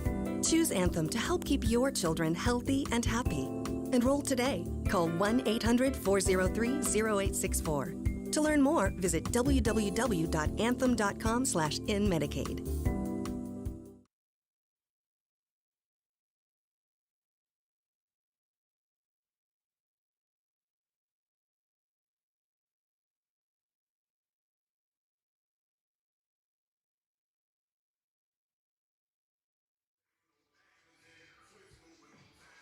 Tyler Spring's been pretty good out of the Otters bullpen. How good? He's retired the first 4 men he's faced in a row. Not too bad. It brings up Angelo Gums. He's 0 for 1 with a walk, and he reached base via an error his last time. First pitch to him. Breaking ball. Gets the inside corner. Nice pitch from Tyler Spring. 0-1. Here in Schaumburg, in the outskirts of Chicago, at a baseball game on a June night. 0-1. That misses. 1-1. Is there anything like shucking peanuts at a ball game? Nothing like it, right? This is hit off the end of the bat, out toward shallow left center, coming in and over. There's Miles Gordon. He makes the catch. 1 down in the bottom of the 5th. 6-4 our score. Otters with a lead. Tyler Spring looking good so far. Those quick at-bats are going to be monumental in this one. Knowing how beleaguered this staff is, the rotation.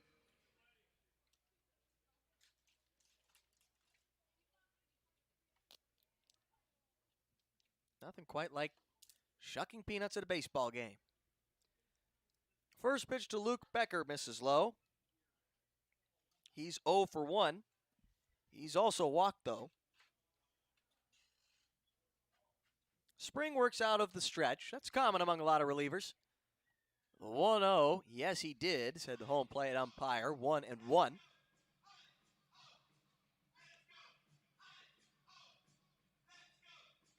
So we were talking about this date in baseball history. Talking about Warren Spahn, connection with Evansville, Casey Stengel, connection with World War II, and how today is the anniversary of D-Day, as the 1-1 is fouled off and out of play. An interesting thing to think about, I thought anyway, going back to the 2020 season and stoppages in baseball. I'm not going to talk about the idea that baseball played on in World War II, though that's a fascinating enough comparison to draw, as the 1-2 is flied out toward right field. McNamee under it, he makes the catch, 2 gone. But there was at least one day in the World War II era in which all of baseball was canceled because of the war. And that happens to be this day as well. On D-Day, 1944, Major League Baseball suspended all 8 of its games in recognition of the monumental undertaking going on the northern shore of France. First pitch to Nick Odo is rolled foul of first.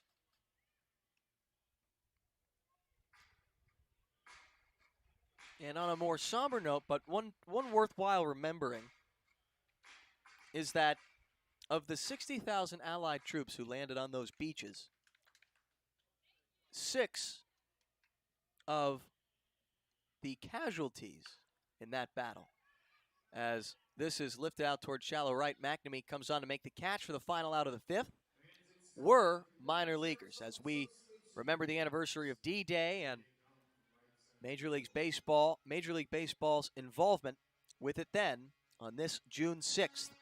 Otters have a 6-4 lead. We head to the top of the 6th inning. Just 2 frames left. You're listening to the Otters Digital Network.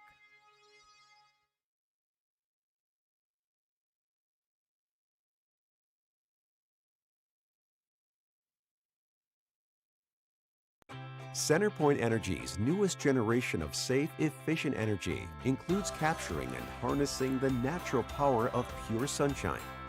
We are increasing solar in our balanced and reliable energy mix as we power our region with more clean, renewable energy. We're bringing a little piece of the sun to every home and business while reducing carbon emissions and helping create a cleaner environment. It's just a little something for your smart energy future.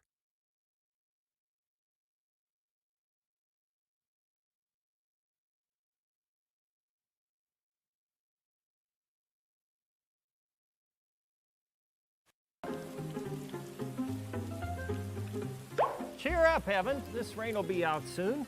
You should download the 14 First Alert app and see for yourself. You can see what's coming up to 7 days in advance, or you can break it down hour by hour.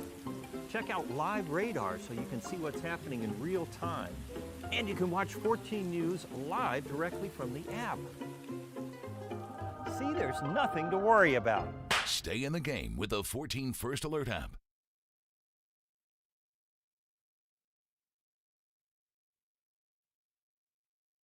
Gotta get a home sweet mortgage loan from Heritage Federal Credit Union and get a great low rate, plus get $500 cash back. That's right. Get a great low rate on your mortgage loan and get $500 cash back.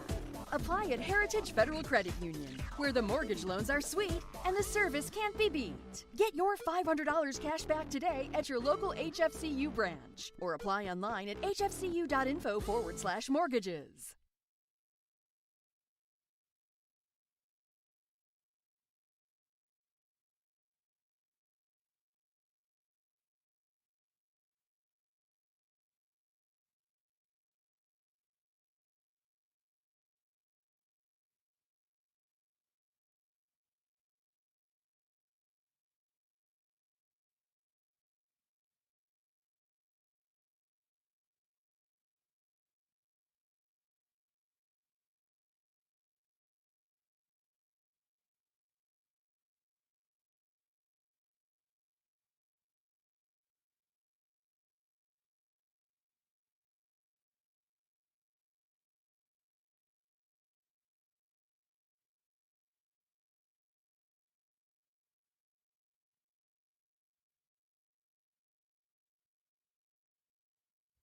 Top of the 6th inning, Justin Felix batting. Facing now Jake Joyce out of the bullpen. First pitch curveball, misses outside.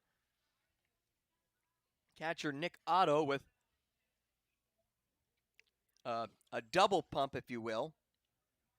Expresses his displeasure with the call. Felix 0 for 2.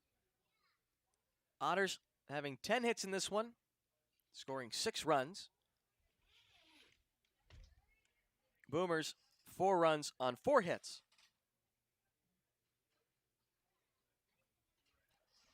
2-0 count now on Felix.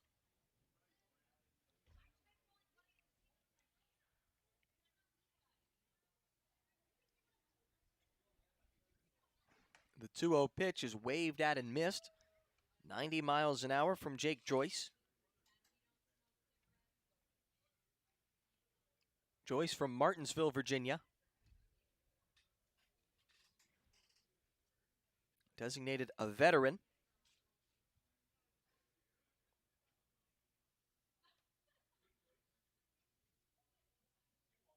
The 2-1 pitch is cut on and missed. 2 balls, 2 strikes.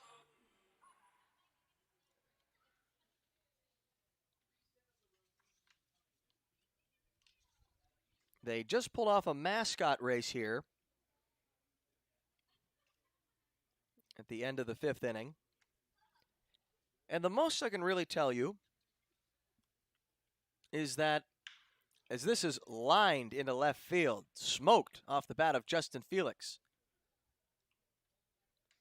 he'll be aboard with a leadoff single here in the top of the 6th. All I can tell you about that race is I believe insect repellent beat sunscreen out in a photo finish, and lagging behind was shaving cream. So there you go. Pretty good, but nowhere near as exciting or as fun as the Evansville Legends race, in just my opinion. First pitch, cut on and missed. What do I know? The 0-1 came in at 85 miles an hour from Joyce. I mean, you have so many great legends in the Evansville Legends race. I mean, just personalities. You can see it every time they race. 0-1 is inside 1-1 now. Breaking ball at 80.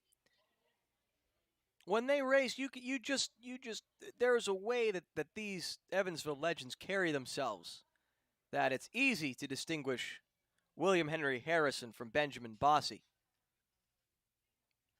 along with F.J. Wrights. The 1-1 misses outside, 2-1. William Henry Harrison, not as presidential as you'd think. Yeah, he uses some colorful language. Not good for air. But all in all, a nice guy. Ben Bossy has always been very kind. Sometimes he wins, sometimes he doesn't. I think he sometimes gets distracted by how beautiful Bossy Field is. And he does like to talk about the fact that he helped get it built. He does like to talk about that a little bit. We won't hold it against him. 2-1, fastball, 90 in there for a strike. 2-2. F.J. Wright's kind of a quiet guy.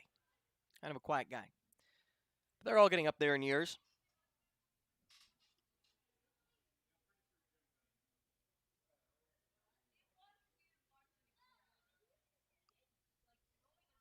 Two coming.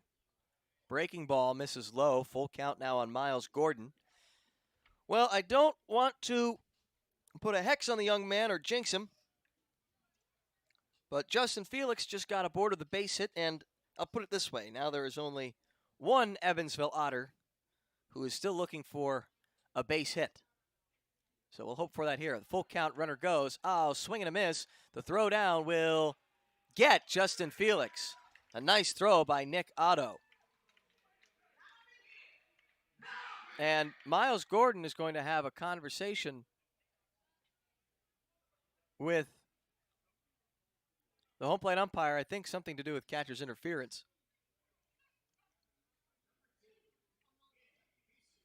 And he was going to argue, but Miles Gordon argues to no avail. It brings up Andy DeJesus, who's 1 for 3. He singled and scored a run back in the third.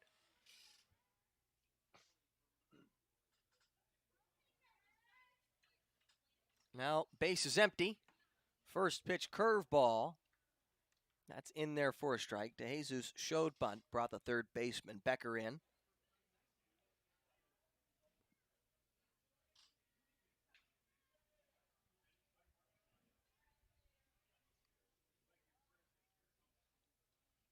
Oh, 1 coming. Another breaking pitch. Swung on and missed. 0-2.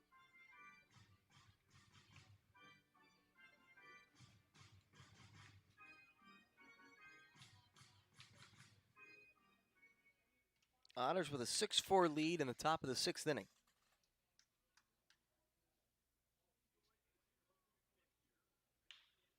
And this is grounded foul up the first base line.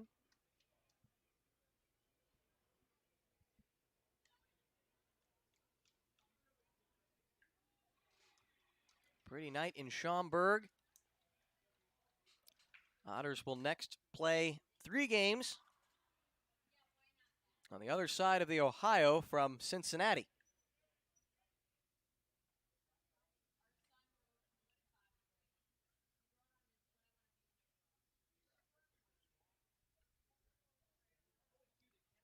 Oh, 2 to the plate. Bounces a fastball. 1-2.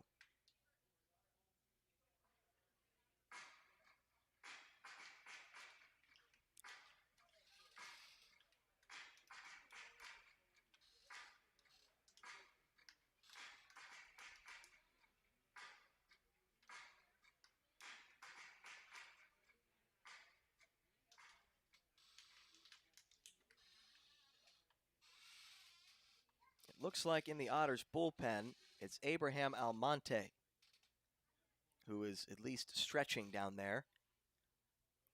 1-2. This is lined into center field. A base hit for Andy DeJesus. Some nice 2-strike hitting from the Otters shortstop. The Otters have a 2-out base runner. Is it just me, or does Andy DeJesus hit with 2 strikes like it's nobody's business. We've got a spider count for you. Right now, I see a grand total of 3 working on their webs. 1 is just kind of hanging out on the glass, it looks like. He's not quite as hard working as the others. He's taking it easy. And there's one that I must admit I did try to crush on the underside of the big window pane here, and he's just hanging out in a cranny. Runner goes and stumbles. The throw down, 2 hops, the second base bag, and the second baseman covering. So Andy DeJesus, despite a stumble, is in at second with a head-first dive and a stolen base.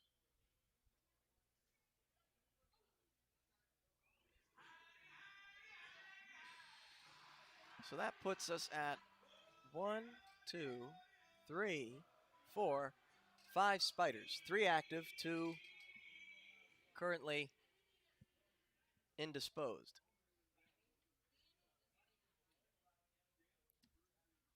Runner in scoring position for Elijah McNamee, who bats with a 2-0 count. 89-mile-an-hour fastball misses away. 3-0.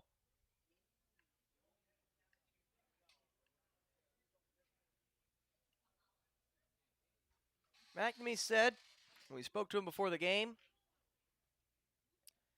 about the 13-2 loss, hey, we didn't expect to win 90 in a row. You got to come back out there.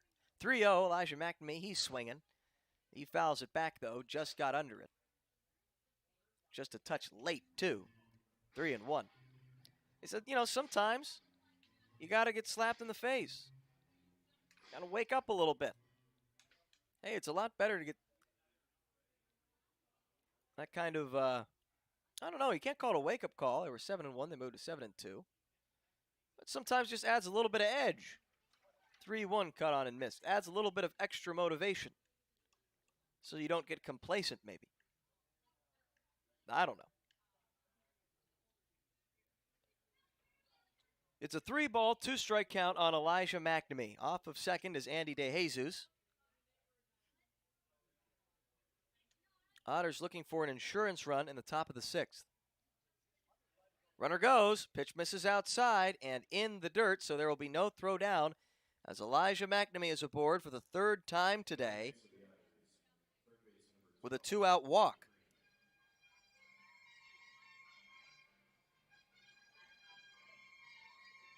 Stolen base for DeJesus. His 2nd in the inning. He tips his helmet to his teammates, who I'm sure are congratulating him on his steal of 2nd despite a little stumble. Probably giving him a good little razzing. And DeJesus breaks a couple of steps toward home before the pitcher Jake Joyce goes ahead and looks over and steps off. First pitch now to Riley Crane. That's a called strike on the inside part of the plate. 87. Don't know if Riley Crane is in love with that call.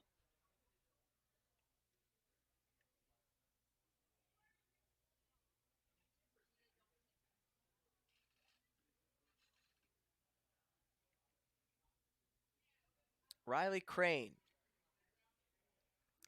I think you can call that a waterfowl, can't you? A crane? 0-1 curveball is cut on and missed.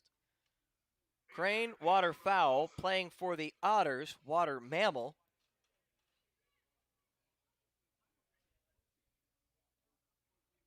There's a joke in there somewhere.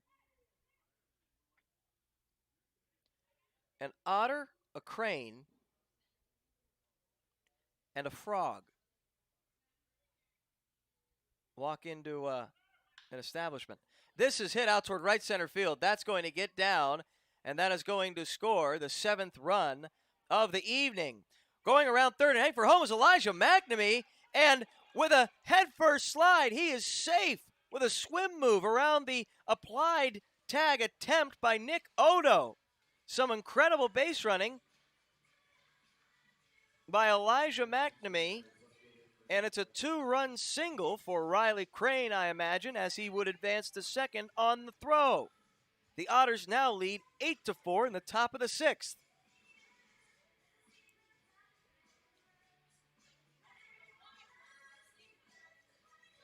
It's nice to see Riley Crane heating back up at the plate. Riley, for a few games, I don't think had been getting the same opportunity pitches that he had through those first 3 games. First pitch to Bryce Denton. That misses low. So not the same opportunities, I don't think. Guys had pitched him more carefully. Saw a steadier diet of off-speed pitches. And now, I don't know if he's, as the pitch is in the dirt, a double clutch by the catcher Odo. They had Riley Crane hung out there between second and third before he finally just had to commit to busting down toward third. But the catch and a double pump from Odo allows Riley Crane to get into third base safely on what will likely be scored a wild pitch. Well, anyway, talking about Crane's performance at the plate, if that be the case, now he has either started to time up that breaking ball better, as you'd imagine, or they flipped the script and gone back to a fastball, and he's taking advantage of it. Pop up right side, over to have a look at it are the first baseman and catcher. It gets out of play. 2 balls, 1 strike now on Bryce Denton.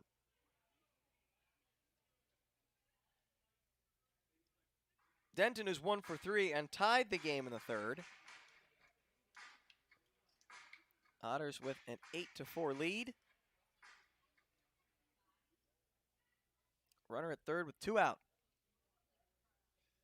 Facing Jake Joyce. 2-1.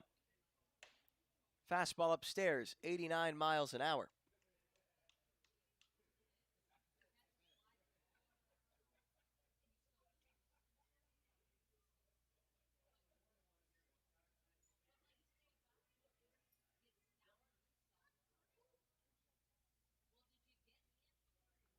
Three-one coming, curveball, stays upstairs. Denton tosses his bat and will head down to first with a 2-out walk.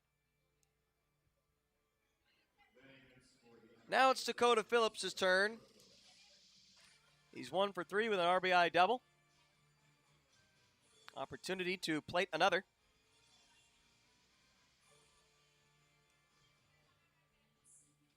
Phillips, the Nacogdoches, Texas native.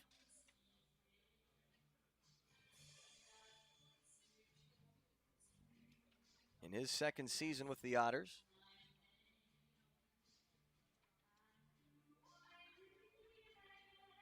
This young man really thinks that his time spent in Sugar Land in the Constellation Energy League really evolved his play on both sides of the baseball.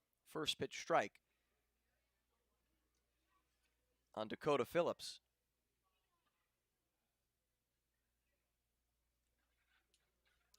Playing for the Sugar Land Lightning Sloths. He got to play under a former big league manager, former big league pitcher as his manager. And it's now an 0-2 count on Dakota Phillips. And play against some of the best competition. He said that there was just knowledge oozing out everywhere. And with Phillips' play through the first 10 games, I'm inclined to agree. The 0-2. It runs in and is a foul ball off Dakota Phillips. Off his bat. Gets a piece of the catcher. The base runners initially hadn't done anything because they thought it was a foul ball, but nothing was called by the home plate umpire. He didn't raise his arms to signal that it was a foul ball. So they started trotting down the base paths until the home plate umpire finally raised his hands and said, no, it's a foul ball. Still 0-2 on the Otters catcher.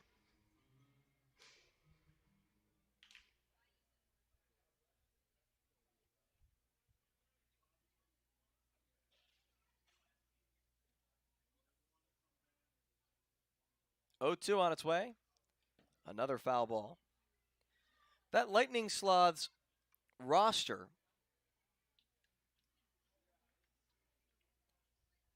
included former big leaguers like David Huff, Robbie Ross, Zach Roskup, short-term MLB stinters Dalton Pompey, Johnny Barbado, Greg Malley, the brother of Reds Tyler Malley,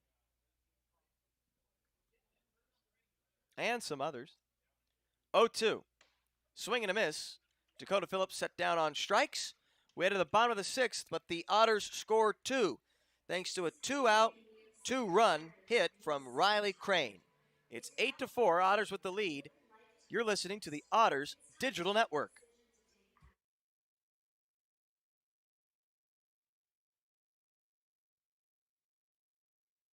CenterPoint Energy's newest generation of safe, efficient energy includes capturing and harnessing the natural power of pure sunshine. We are increasing solar in our balanced and reliable energy mix as we power our region with more clean, renewable energy. We're bringing a little piece of the sun to every home and business while reducing carbon emissions and helping create a cleaner environment. It's just a little something for your smart energy future.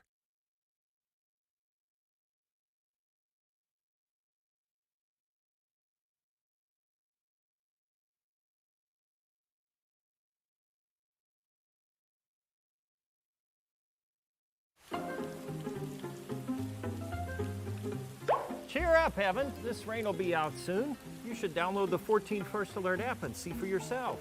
You can see what's coming up to 7 days in advance, or you can break it down hour by hour.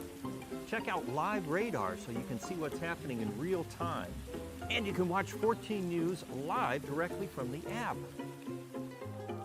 See, there's nothing to worry about. Stay in the game with the 14 First Alert app.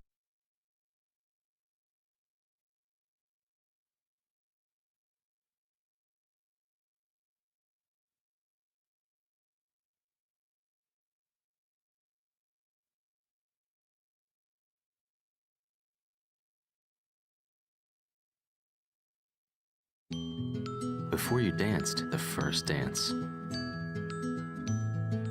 Before you walked down the aisle. Before the tables were set with care. Before you penned a single invitation. Before the day that went beyond your wildest expectations. There was the little green box from Brinker's Jewelers for befores and happily ever afters.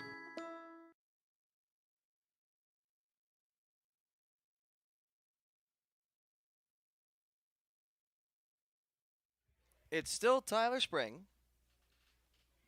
Clint Hardy bats. He takes a strike. Curveball at 79. Then Brent Malazzo and Alec Craig. 8, 9, and 1 in the order. Spring has done a decent job, although someone's just been tossed. And you know who it was? It was Clint Hardy, who just stood at the plate. I mean, the motion was pretty quick from the home plate umpire. And he's now going to have a conversation with Jamie Bennett, longtime skipper of the Schaumburg Boomers.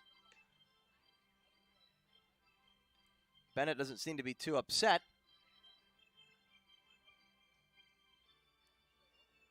So right now, Tyler Spring is just hanging out beyond the mound. We'll have a new batter in a moment.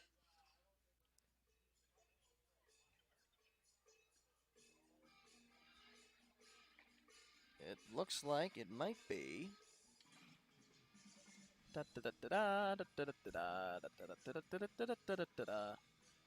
could it be? Who could it be now? That's not The Land Down Under. That's the name of the song. What's that group called? Men at Work. Who wears number 14 in an orange jersey? It's not Alec Craig. We're trying to piece together who might be our new hitter here. I think he might wear jersey number 19. He looks like a left-handed hitter. I bet you it's going to be Nick Ames. We'll see who's announced after Clint Hardy got tossed. Infielders return to their positions.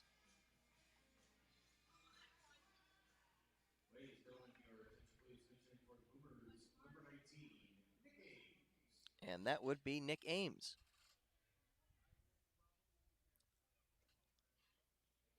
Ames, left-handed hitter.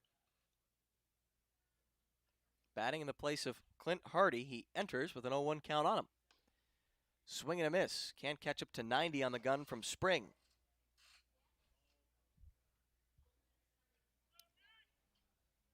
So Spring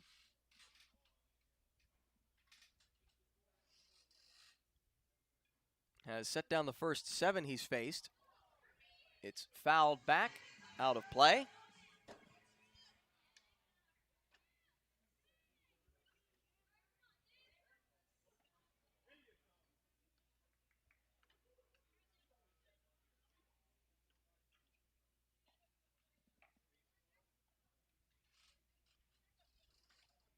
The 0-2 coming.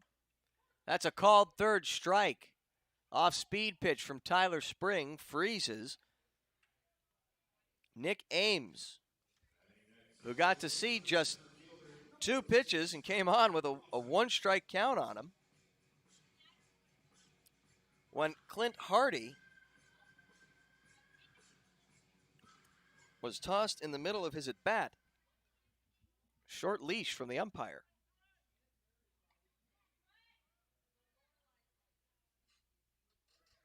Brent Malazzo, he's 2 for 2. He takes a strike. Breaking ball from Spring.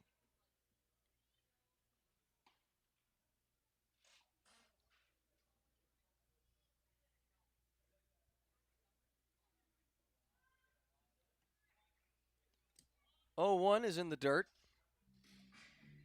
1 ball, 1 strike count.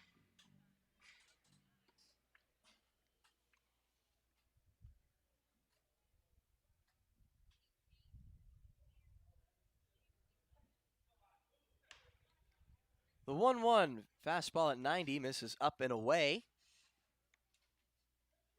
Tyler Spring pitching in the bottom of the 6th inning. Otters with an 8-4 lead. If they can hold on, it would improve to an 8-3 record. 2-1 in the dirt. 3-1.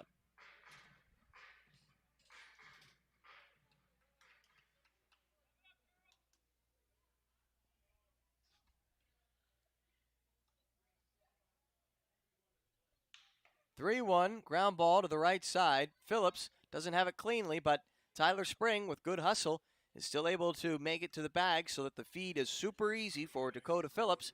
Barely an inconvenience as he tosses underhand for the second out.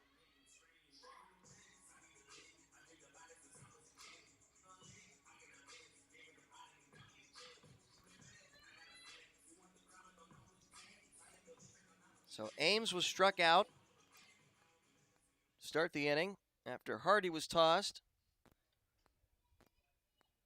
Batting in his stead, then Brent Malazzo just grounded out to first, and the first pitch is hit out toward right center field in the at-bat to Alec Craig. Gordon under it. He makes the catch, and 1, 2, 3 go the Boomers again. Tyler Spring out of the bullpen. How do you like the sound of 10 in a row retired? Not too shabby. Top of the 7th, last chance for the Otters to score some insurance runs. You're listening to the Otters Digital Network.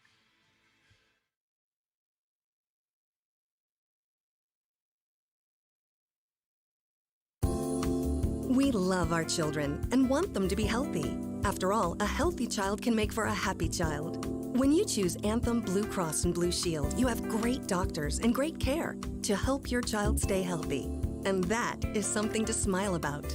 Choose Anthem to help keep your children healthy and happy. Enroll today. Call 1-800-403-0864. To learn more, visit www.anthem.com/inmedicaid.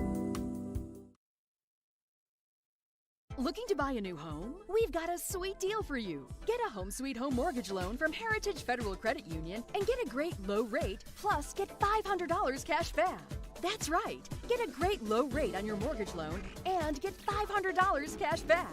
Apply at Heritage Federal Credit Union, where the mortgage loans are sweet and the service can't be beat. Get your $500 cash back today at your local HFCU branch or apply online at hfcu.info/mortgages.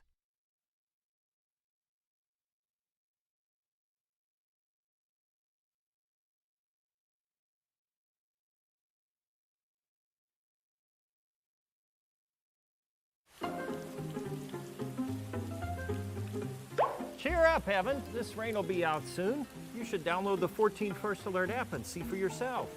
You can see what's coming up to 7 days in advance, or you can break it down hour by hour. Check out live radar so you can see what's happening in real time. And you can watch 14 News live directly from the app. See, there's nothing to worry about. Stay in the game with the 14 First Alert app. If you're looking for a liquor store in Evansville, look no further than Liquor Locker. The Liquor Locker has the best selection at the best prices, including the largest craft beer and bourbon selection in the area. Our friendly and knowledgeable staff will help you find the beer, wine, and liquor you need for any occasion. And check out the fine selection of cigars at all Liquor Locker stores. Liquor Locker is now open Sundays 12 to 8 p.m. and offers citywide delivery. Visit one of our 10 conveniently located stores in the Evansville area today. There is always something for everyone at the Liquor Locker.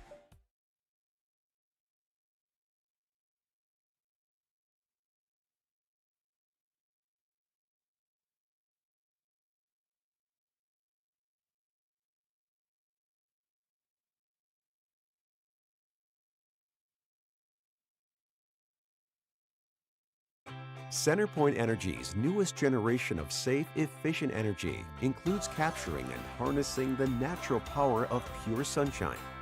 We are increasing solar in our balanced and reliable energy mix as we power our region with more clean, renewable energy. We're bringing a little piece of the sun to every home and business while reducing carbon emissions and helping create a cleaner environment. It's just a little something for your smart energy future. Top of the 7th, 8-4 ball game. Otters in the lead. It'll be J.R. Davis, Josh Henderson, Justin Felix. Facing Thomas Nicol. First pitch misses outside, 1-0.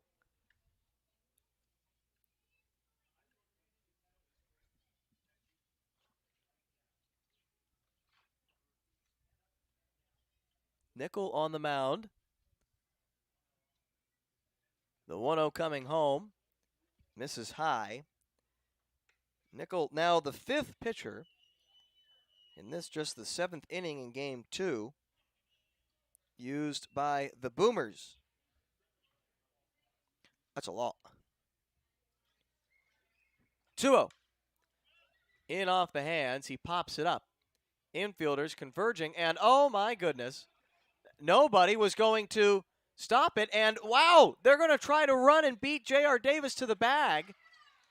It looks like the second baseman, the ball fell in the middle of the infield, and then J.R. Davis tried to round first because no one was covering the second base bag as everyone converged. And so what had to happen was the second baseman Angelo Gums had to pick up the baseball by the pitcher's mound, run to the bag himself, dive forward as J.R. Davis was sliding into second, and apply the tag. And he was out, says the second base umpire. That's pretty crazy. Seeing some wacky stuff in this one.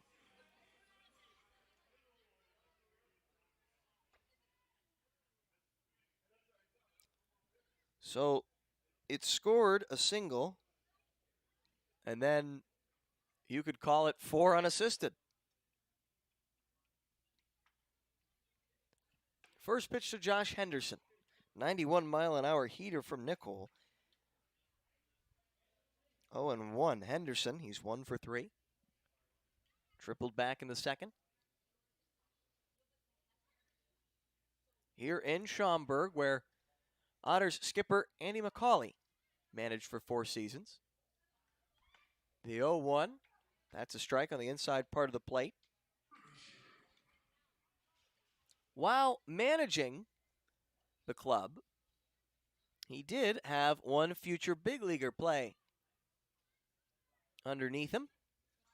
Here, while the Schaumburg Flyers were still up and running. 0-2 to Henderson.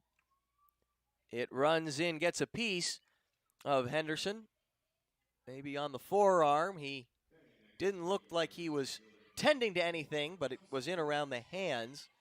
And usually if a baseball comes in and gets you on the fingers, there's a bigger reaction. So, I guess on the wrist or on the forearm there. So the big leaguer that Andy McCauley got to manage while he was with the Schaumburg Flyers was one Brad Ziegler. If you remember the former Arizona Diamondbacks reliever, he pitched for the Schaumburg Flyers in 2004. Played just 4 games with them. And this was before Ziegler, if you do remember him, you'll remember him for that unique sidearm delivery. As Justin Felix bats, he swung on and missed. He was still throwing overhand back then. In 2004, he wouldn't pick that up until later with the Oakland A's organization. In their farm system is where he learned that. The 0-1. Fastball misses up and away. 1-1. So under McCauley with the Schaumburg Flyers in 2004, Ziegler pitched in 4 games. He started all 4. He went 24 innings, allowing just 12 hits. He walked only 1 batter and struck out 26, while allowing just 4 earned runs. That was the earned run average then of 188 through those 4 starts.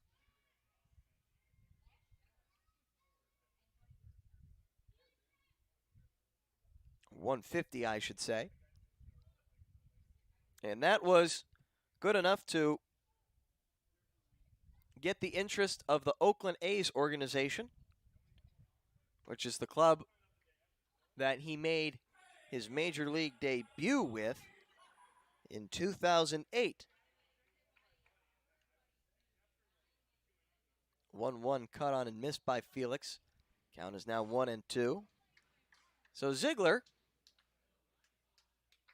we will have to ask the Otters skipper a little more about him, but there is a curious fact about Ziegler that is pertinent at the moment. The 1-2 is cut on and missed, but goes all the way to the backstop. Odo, by the time he gets to it, just shy of the warning track where it bounced back to. Oh, I'm sorry. You know what? I wasn't paying attention. And as Justin Felix busted down the first base line, we all forgot that Josh Henderson was already there, following the hit by pitch. Sorry, I didn't mean to forget about you, Josh.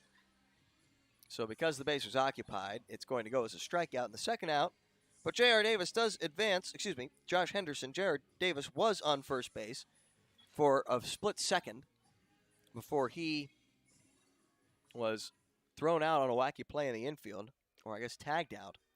But Josh Henderson, who was aboard via the hit by pitch, now advances on the wild pitch following the Felix strikeout.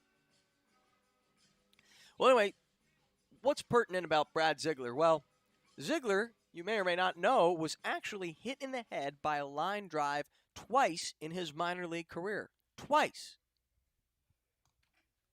Can you believe it? I mean, it's interesting enough for it to happen once. And when he did it, it must have been a scary scene, I'm sure. Throw behind Henderson after a pitch misses in the dirt. 1 ball, no strikes on Miles Gordon. Henderson back safely. It actually fractured Ziegler's skull in 2004, which was when he was also the same year that he was picked up by the Oakland A's organization. So he plays in that 1 year. His team, the Modesto Athletics, as this is hit out toward left field. Left fielder racing back. Will he be able to get there in time? He raises a glove up, and no! The ball falls on the warning track. 1 run is in to score, and Miles Gordon is into second with a 2-out RBI double, and it's now a 9-4 game here in the top of the 7th.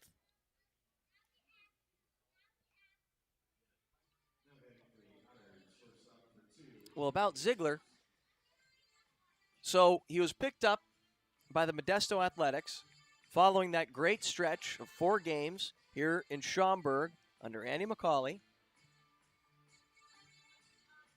And they let him pitch in his starting rotation. They go to the playoffs, and in his first playoff game, he's hit in the head by a line drive. So Ziegler fractures his skull, but does recover, believe it or not, in time to pitch the next year. And then he gets a promotion to Double-A, which would be the Midland Rockhounds back then in 2005.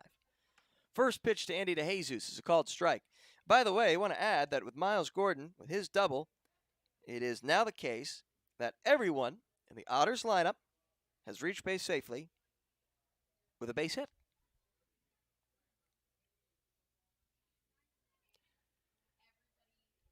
Now later,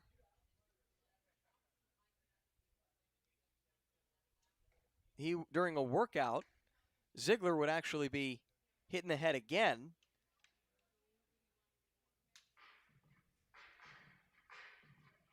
On a baseball thrown to his forehead. But I bring up that case about when he was hit in the head by that line drive because, what was it, just a couple of days ago, 2 days ago? That Tyler Zombro, pitching for the Durham Bulls, was hospitalized by a line drive back to the pitcher off his head. 1-1. Cut on and missed by DeJesus. So, the connection there. Zombro, which you might have seen. If you haven't, my gosh, it is so graphic. I would not encourage you to look it up unless you really feel like you can handle it, but be warned. It is grisly. It is very scary. Just goes to show how scary it is where it happens. And the connection being that Andy McCauley's former pitcher here in Schaumburg, Brad Ziegler, shares that occurrence. It is cut on and missed at the plate. The 1-2 by Andy DeJesus. The pitch was in the dirt. The tag made by Nick Odo. And that will end the top of the 7th. But the Otters score another run. It's now 9-4 off of 15 hits. We head to the bottom of the 7th, 3 outs away from the Otters, improving to 8-3 on the start of the regular season and splitting this series with Schaumburg. We'll be right back. You're listening to the Otters Digital Network.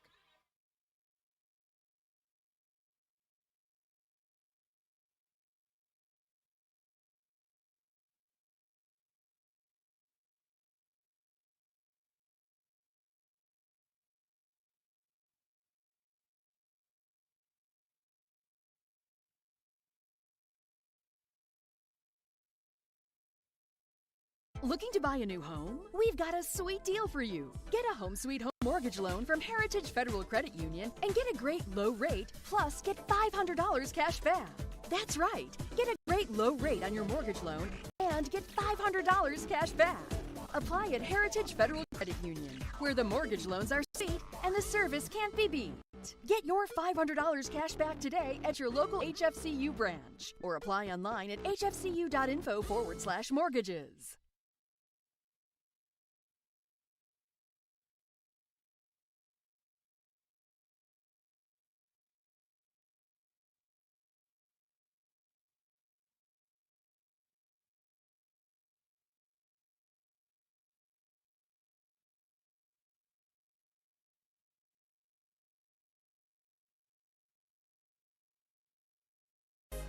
Getting ready and keeping fit for baseball season is hard work.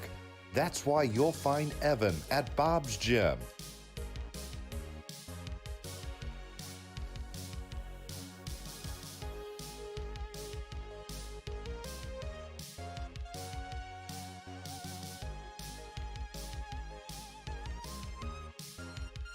Getting fit, having fun, being an Otter. Be like Evan. Try a free 3-day pass at Bob's.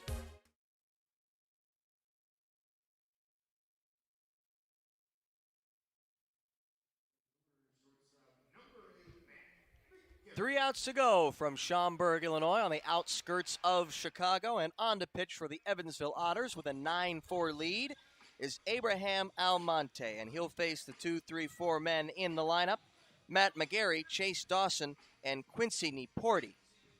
Otters with a 5-run lead here, hoping to split the series at 2 games apiece and improve their record to 8-3. First pitch to McGarry. That's in there for a strike.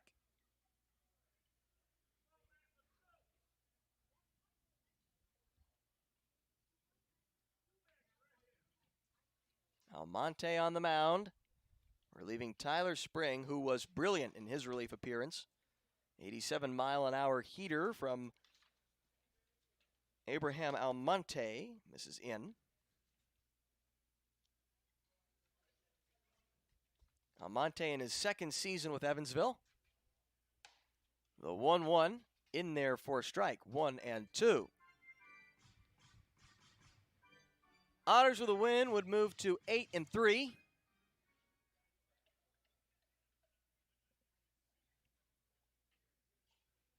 Henderson, the left-handed pitcher, facing the righty McGarry. Ground ball into the hole. Sliding stop by Andy DeJesus. All across the diamond to first. One hopper not in time.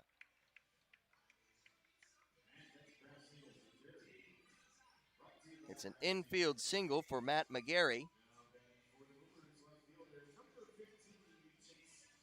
And it brings up Chase Dawson.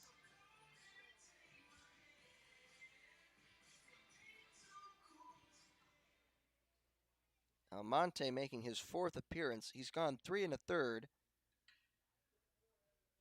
He's given up 1 hit, walked a couple batters, struck out 2, and not allowed a run entering play. He also has a 1-0 record. First pitch curveball from Almonte. Misses low. 1-0. Dawson batting. He's 0 for 2. He walked back in the first. 1-0 pitch. Ground ball to the right side, also daring to get into the outfield, and it's a one-hopper spin throw from J.R. Davis. A very pretty play, but the safe call from the umpire says that Chase Dawson beat it out. J.R. Davis was ranging to his left, got it deep in that hole in the right side, and a 360 spin and throw. Not able to get Dawson. So a couple of infield singles. Runners at first and second. Nobody out. Quincy Nieporti batting.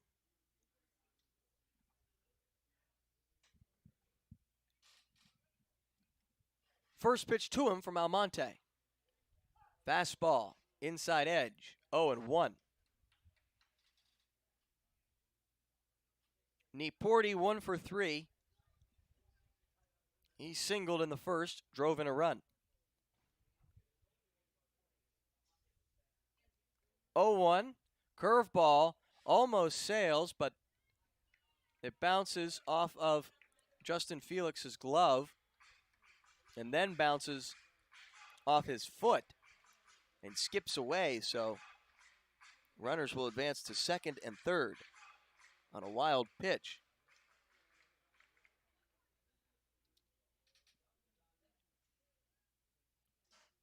Two men in scoring position for the Boomers, who trail by 5. No outs in the bottom of the 7th. And here is going to be a base hit into right center field and probably extra. 1 run is in to score, as comes another, but not testing it down so many runs, Niporti will hang around first base and be content with a 2-run single, as it's now a 9-6 ball game.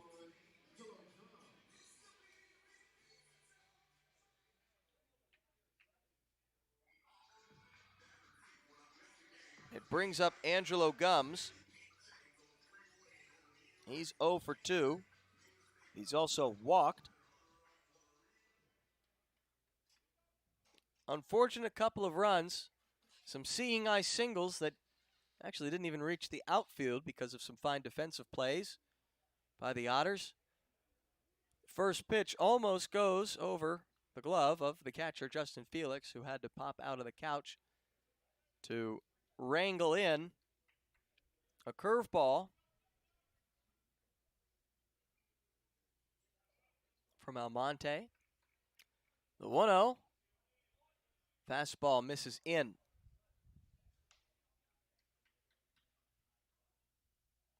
Almonte, the 6-foot, 205-pound left-handed pitcher. 27 years old. Max Peterson's going to come on out and have a conversation with the lefty.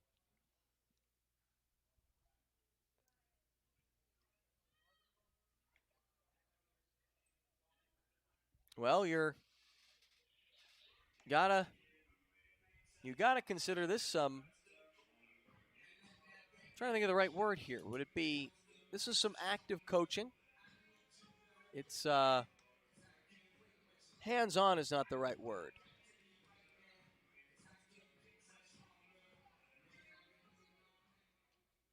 It's not hands-on, but it's maybe it is active coaching, we'll say, coming on for the mound visit on a 2-0 count in the middle of the at-bat.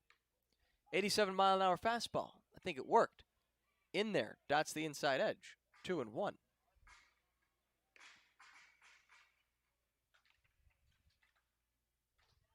Niporti off first, nobody out in the bottom of the 7th. This is smoked out towards center field. Coming on, the center fielder, Miles Gordon, making a diving grab. And, oh boy, he looks like his hand might be in some kind of pain here. He is hunched over, clutching his hand. It might have gotten rolled under there. It was a beautiful catch. He was racing in toward right center field. Athletic trainer Sarah Zirk is out to take a look, as is Andy McCauley.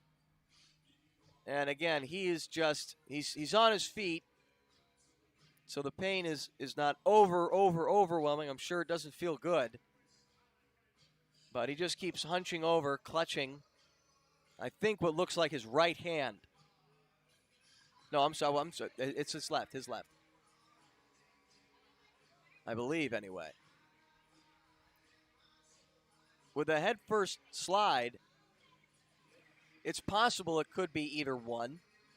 You could think the glove hand, but you also have to remember that it's your throwing hand in that instance that is going to be the main one bracing your fall. And an interesting, a point here, sometimes having great speed can hurt you on plays like this. Why? Because you're so fast, you can get to balls that other people can't, which means that you're liable to try to make diving plays like that one, which were gorgeous. And he's going to come out of this game. He is accompanied on either side by athletic trainer Sarah Zirk and skipper Andy McCauley.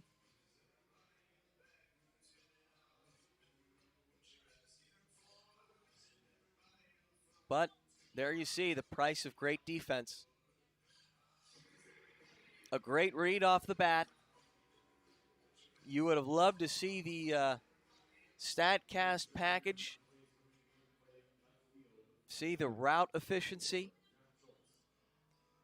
the route efficiency, the top speed, all those great stats that people like to throw out there for. You don't need any of them. Let's put it that way. It was a great play, and the Otters center fielder will exit. And they will send John Schultz out to left field and send Bryce Denton over to center. So Miles Gordon exits with the hand injury.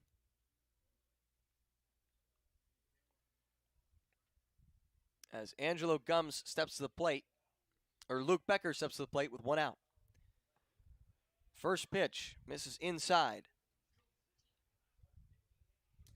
Runner at first, 9-6 ball game, one out.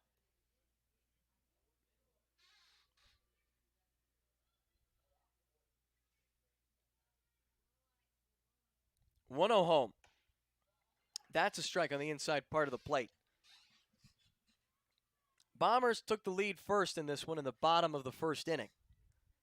They went up 1-0 off of Otters starter Anthony Arias. Evansville answered back with a J.R. Davis homer in the top of the second. Then two more runs would score as this pitch misses in and almost gets a piece of Luke Becker, but does not. It's 2-1. Boomers answered right back in the bottom of the second. They scored two in an inning that was led off by a fielding error as Clint Hardy reached. He would come around to score. Then Brent Malazzo singled. He also came around to score. And the Otters answered that with a 5-run third inning, and they've held the lead ever since. 2-1 pitch in there for a strike.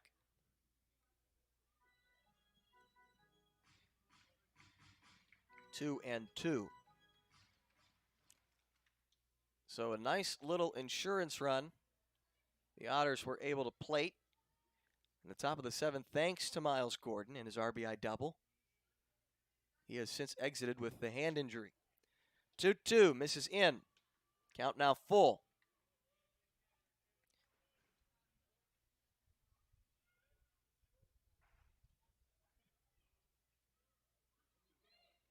Nine 6 ball game, full count on Becker. Runner at first, one out, the pitch. Chops it foul, 3-2.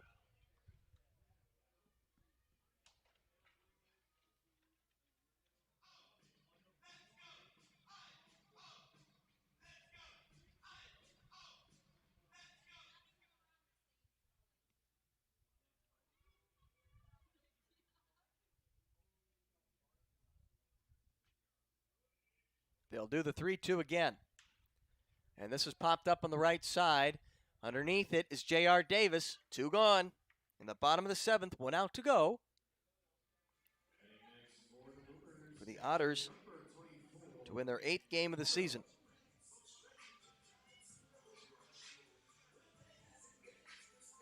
Split the series.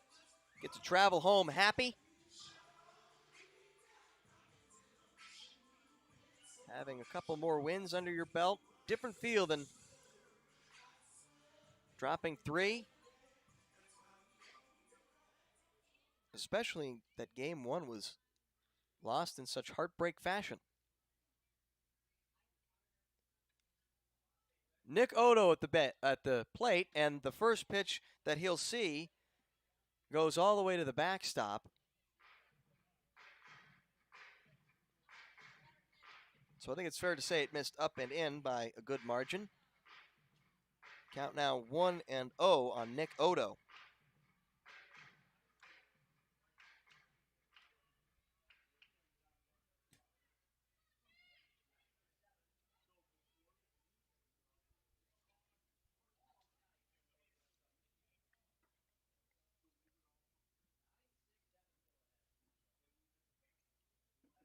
One 0 to the plate. That misses outside. 90 from Almonte on the fastball.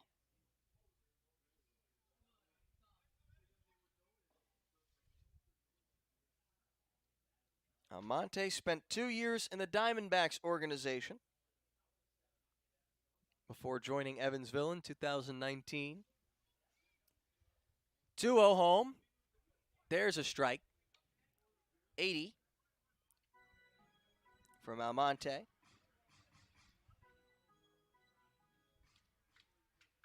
Almonte in 2019 recorded 13 strikeouts and a .438 earned run average in 12 1/3 innings in 14 appearances because he missed the middle part of the season due to injury. 2-1. Strike called at 89, and not loving that call, Nick Odo. He should be careful because the man in the on-deck circle, Nick Ames, replaced Clint Hardy, who was tossed in the middle of an at-bat back in the 6th inning. Not much leeway tonight. Boomers down to their final strike. Otters a pitch away from a victory here. 9-6, cut on and miss, strike 3. Abraham Almonte ends up finishing things off for the Otters in a 9-6 victory from Schaumburg, Illinois. They split the series 2 games apiece, winning the first by a score of 6-2, and now this one 9-6. The win goes to Tyler Spring, and he was phenomenal. He faced 10 men out of the bullpen, and he retired every single one of them, pitching in the start or at the end of the 3rd inning, going all the way through the 6th. And it's exactly what the Otters needed, what exactly they needed to get back to their winning ways. They'll pick it up again after an off day tomorrow in Florence on Wednesday. The final here tonight, once more, is 9-6.